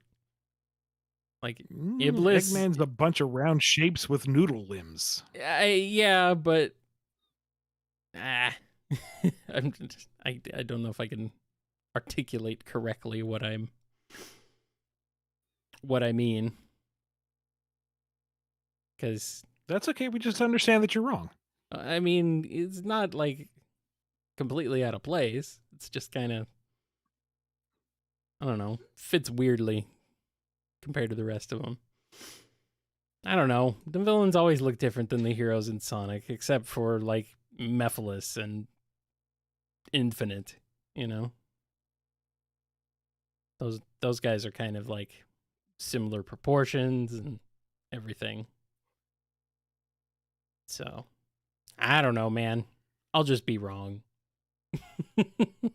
It's fine. Here's a question from Taco El Gato Comics. Is Bean coming back to the comics? I enjoyed his wacky personality. Maybe. He got to show up in the 30th anniversary. So, Yay. you know, if there's more classic adventures, the option might be there. Bring him back. Bring him back. I need more. I need more classic in my life, really. Honestly. I'm one of those guys. I'm old, so I like classic. There's one from Jay Chance. Vector needs to make rent, but he's stuck with mountains of chili and hot dogs. How does he rope Sonic and Shadow into being delivery guys with the 10 minutes or less than its free guarantee? Well, for Sonic, you just pay him in chili dogs and he's happy. Well, no, then you lose money because all your stock goes to Sonic. I would say just sell it straight to Sonic. Or that, I guess. But Sonic doesn't have any money because there's no money. Right? I'm sure he's been awarded something for his heroism somewhere. Tails manages accounts. He doesn't care about it. Like the Chaotix have money, but Sonic doesn't have money. As for Shadow, he just has to, like, assuming he can get in contact with him, he's like, yeah, you know, Sonic already said he could do this, but you couldn't even manage to deliver one within an hour. You know what I'm saying? What's that? You're going to prove him wrong? Oh, well, I'd love to see that. You start Monday.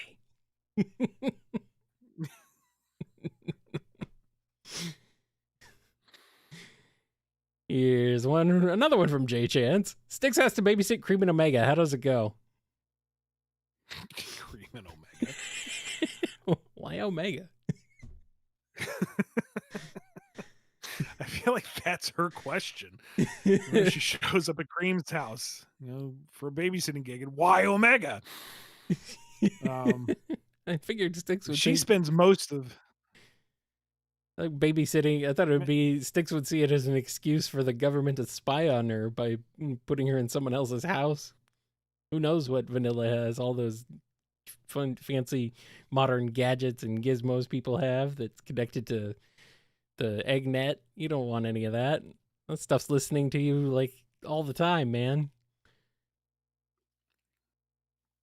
Anyway, Imagine she'd use the entire thing to just stake out the place and keep an eye on Omega because she doesn't trust robots, but Omega's on his best behavior. All he cares about is destroying Eggman robots. If he's just there, looking after things, he's gonna be good around Cream. So any antics that ensue are Sticks causing her own problems. pretty much. I was gonna say you probably should just have Omega do the babysitting. Honestly, you don't need Sticks. I mean, she doesn't even there. have to leave the room because the shoulders are too wide to pass through any of the hallway doors. So she starts asking the question, how did he even get inside the house? It's too much to think about. All right, here's a question from to Mr. James. With Archie Sonic's 30th anniversary up and about, here's a question for both of you. How did you hear of the comic, and what was the very first comic you ever picked up?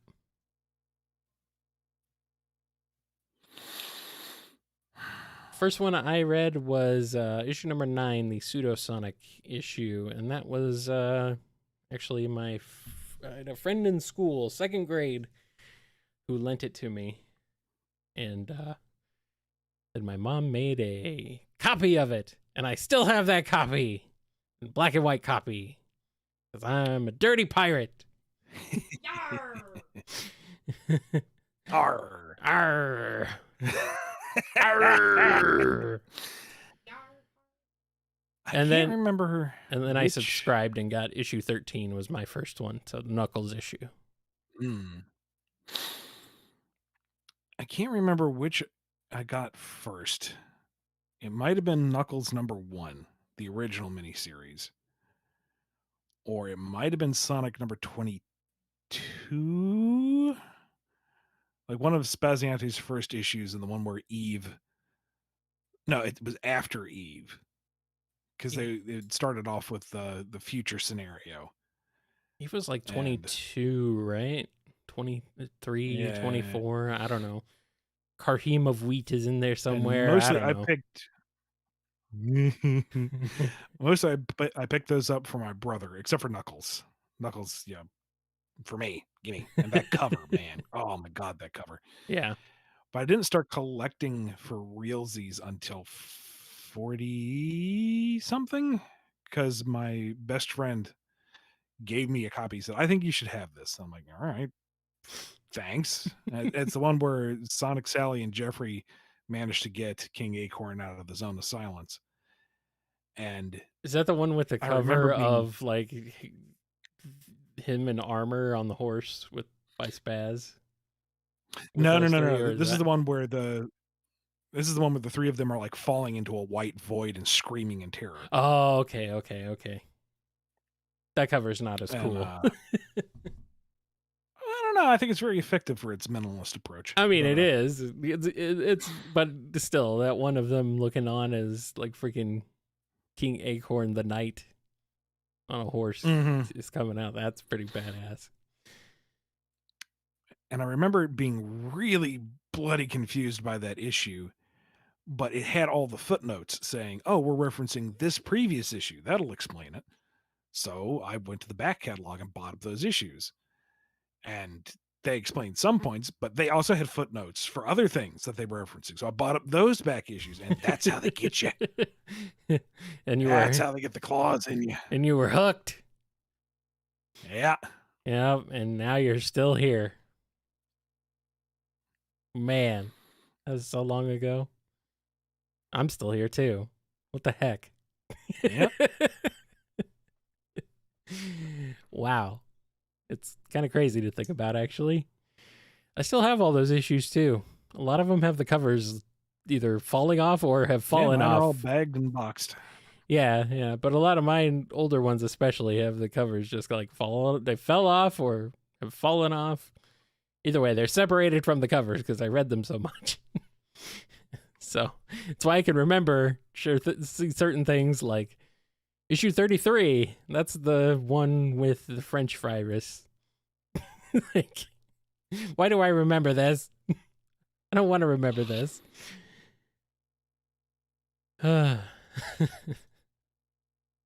But yeah, I did eventually. I went back. I found issue 6 was in a Circle K. It's a convenience store. Found that on the actual newsstand in there.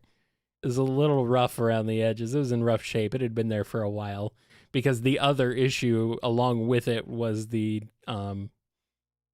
Sonic and Knuckles 48-page special. So that one issue of Sonic number 6 had been there for a bit. And what else? Oh, I do remember getting the reprints of the miniseries too as back issues. I think I was begging my mom for those. Like, I want to go back to the beginning and see what happened. And still have all those too. So, yeah. It was exciting times. Always wondering what the heck was going on. Who are all these random new characters I've never heard of? I don't know. I remember man. I got shorted on an order for one of the specials. I think I wanted the 3D Blast special, Mm-hmm. and I ended up getting like a duplicate of the Sonic and Knuckles special, and then Mecha Madness, which I hadn't even seen the advertisements for. I didn't even know this was a thing, and it came in the mail. I'm like, what is this? So that was a happy surprise. Well, I guess that worked out. All right. We have got a few more questions, so let's keep going. Here's one from Mr. Krabs. If Sega gave you the freedom of creating your own Sonic spin-off game that involves Tangle and Whisper as playable characters, what would the story be for the game if you got the chance to make it?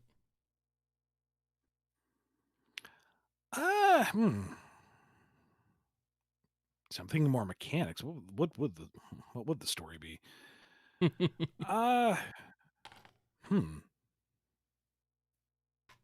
I don't know. Off the top of my head, to be perfectly honest. Would you have Mimic in there? I mean, seems like maybe should. Maybe. Hmm. I mean, I guess it kind of depends on what type of game it is. If we're doing something that's more action platformer, you want a fairly light story because you're not in this for the narrative, you're in this for the gameplay. But if you're in something that's more like open world and frontiers, where you need something a little larger to thread things together, or if it's more like an RPG where you definitely have a bigger narrative push, that would define things a bit more. But I don't know. I mean, that's a bit of a cop-out, but I think it really would depend on the gameplay itself. What is the game?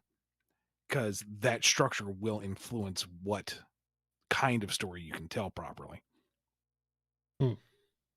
Well, if it's Tangle and Whisper go-karting, it's going to be a really, really light story. That's exactly what it is. You've done it. You know, Tangle just looks over and says, "Floor it," and Whisper kind of glares, and she says, "Oh, sorry, I mean, gun it." No, we're not flooring it today. We've already floored it. That already happened. No. Here's a question from JC. Hey, Ian, in case you don't return as the writer of the next mainline Sonic game, could we see a significant change in narrative direction, or is there a plan within Sonic Team to consolidate it going forward? I cannot speak about any internal plans that may or may not exist with Sega. Nope. Not even speculate. Not approaching that one. Sorry. Nope. Sorry. Yeah, it's. Ian wants to keep writing the games, so I would appreciate that too. So let's keep him writing the games. So. Let's not put his relationship on rocky footing. Here's one from Lord of... Let me... Oh, go ahead. Let me just recontextualize it. Let me say this. If you like where things seem to have been pointed with Frontiers, then reach out to Sega's social media and say so.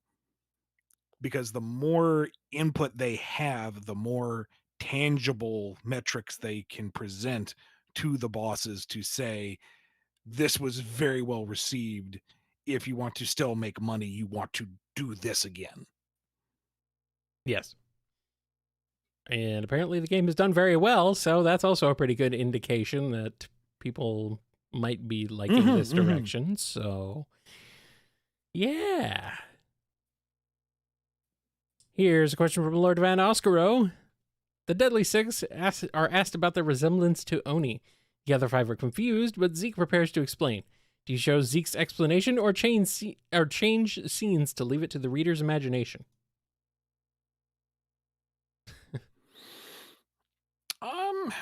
Depends on what the purpose of it is. Is it to actually establish Oni within Sonic's world and contextualize it? Is it to make Zeke look wise and worldly? Is it to set up a gag? In which case, maybe the cutaway is funnier. Maybe it is better to show him explaining. I don't know. Kind of depends on what you want to do with the scene. Well, I'm just wondering if, would you want to actually go with the explanation and explain it and come up with all the lore and stuff? Or do you just want to cop out and leave it to whatever? Just leave it alone. I mean, I would be perfectly fine with the Zeddy being revealed as a type of Oni. Sure, why not? Yes, yeah. That's fine by me, but maybe a Nintendo-ny? No, not one of those. No.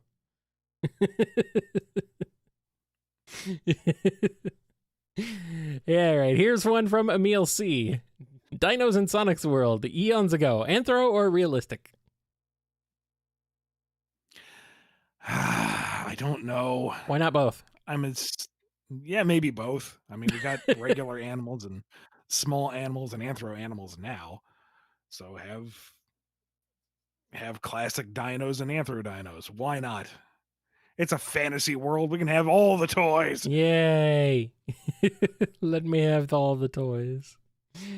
They're all just toys in a toy box to be played with and used as to play out our crazy stories. Right? That being said, I don't really know how you would properly sonicify any of the sauropods, but that's not my problem right now. You're not an artist. You don't have to worry about it.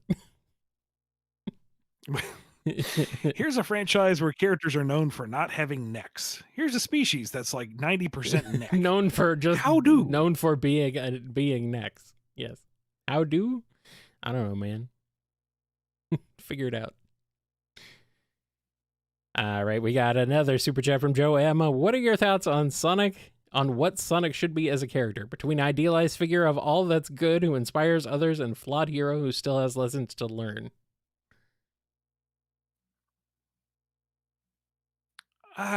Boy, this is some touchy ground to step on, I think.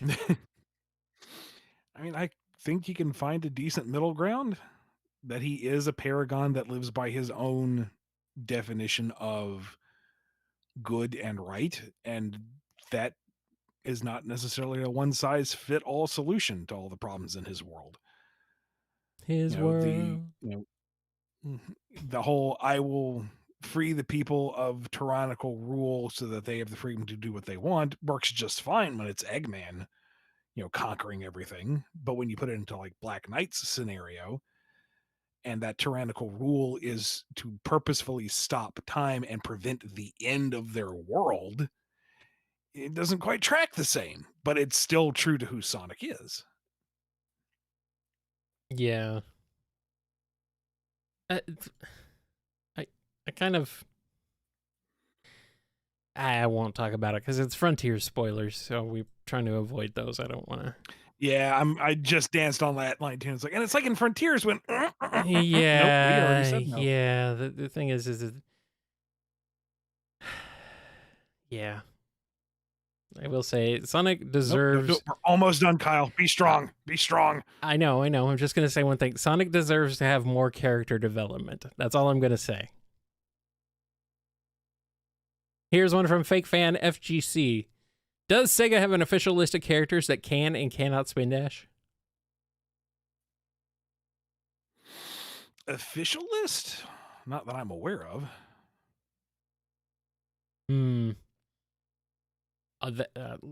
Let's just say all of them can spin dash and work from there. Might as well at this point. Just assume they all can until proven otherwise. And we got another one here from Stephen A. Can you sing What Would Brian Boltano Do? Brian Boltano.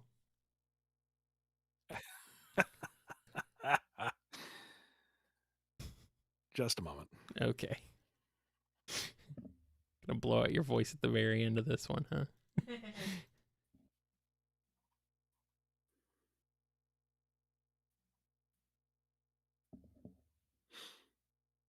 Think he knows. I don't know. What would Brian Boitano do if he was here right now? He'd make a plan to follow through. That's what Brian Boitano do. When Brian Boitano was in the Olympics skating for the gold, he did 2 sow cows and a triple lutz while wearing a blindfold. And when Brian Boitano was in the Alps fighting grizzly bears, he used his magical fire breath and saved the maidens fair. So what would Brian Boitano do if he were here today? I'm sure he'd kick an ass or two. That's what Brian Boitano do. I want this V-chip out of me. It has stunted my vocabulary. And I just want my mom to stop fighting everyone. For Woody, I'll be an activist too, because that's what Brian Boitano do. And what would Brian Boitano do? He'd call the kids in town and tell them to unite for truth. That's what Brian Boitano do. When Brian Boitano traveled through time to the year 3010, he fought the evil robot king and saved the human race again. When Brian Boitano built the pyramids, he beat up Kublai Khan. Because Brian Boitano doesn't take shit from anybody. So let's call all the kids together and unite to stop our moms. And we'll save Terrence and Philip too, because that's what Brian Boitano do. And we'll save Terrence and Philip too, because that's what Brian Boitano do. That's what Brian Boitano do. Yay, Ian said a swear.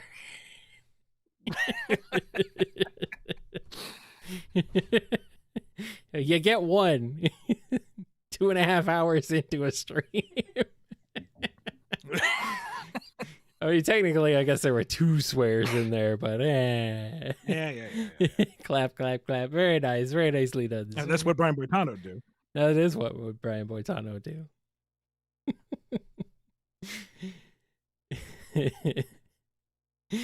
All right, and we got 2 more questions, though. Maybe I should have moved that one to the end. But hey, whatever. J Chance, can Sonic teach Amy to spin dash? Maybe. Yeah, she already knows how. Just make it easy. I mean, maybe she prefers to have her own techniques. Maybe. And our last question, officially, comes to us from Kid Ridge. Want to piggyback off of Joe M. Some people have said Sonic is actually an introvert before colors. Do you think Sonic is better as an intro or extrovert? I would be interested in hearing the argument that he's an introvert. As someone who spends like 90% of his life outdoors running around, experiencing nature and different cultures and different cities and whatnot. But he always leaves, you know. He doesn't stick around. Maybe I could see the argument to going experience either more way. stuff, though. Right, true. I can kind of see the argument. Maybe we're asking the wrong question here, and it's Sonic. He's not going to conform to anybody's rules. He'll be an introvert and an extrovert at the same time. Try to stop him. See what happens. That's right. He's on the intro or an extrovert spectrum somewhere, you know? Just like everyone else. Anyway, that's all we got. That's it. I mean, we got more priority questions, but we'll go ahead and bump those over into a upcoming priority episode. So, Alrighty. we'll go with that. Well, thank you again to Jennifer R. and Professor Rye for helping us manage all these questions, especially when they floored it. Thank you, Kyle, as always, for helping us get through all of this. Yeah. Thank you for everyone who listened and asked questions, and especially those folks who sent us super chats. Your patronage is greatly supported. And if I missed anybody, thank you too. I don't know why, but thanks. Thanks for flooring it. You or deserve not. Like, let's see, how many questions did we end up with total in this episode? Like 94 answered. Wow. Okay. Wow. Incredible. Thank you very much for sending in your questions, guys. Sorry we can't get to them all, but we are but two regular people. We cannot go. We can only go so long. So don't floor it. Please don't floor it anymore. No more flooring it. That's going to wrap us up for tonight and for pretty much November. That's a scary thought. Yep. So be good to yourselves. Be good to each other. And we will see you next time on the BumbleKast. Catch you later.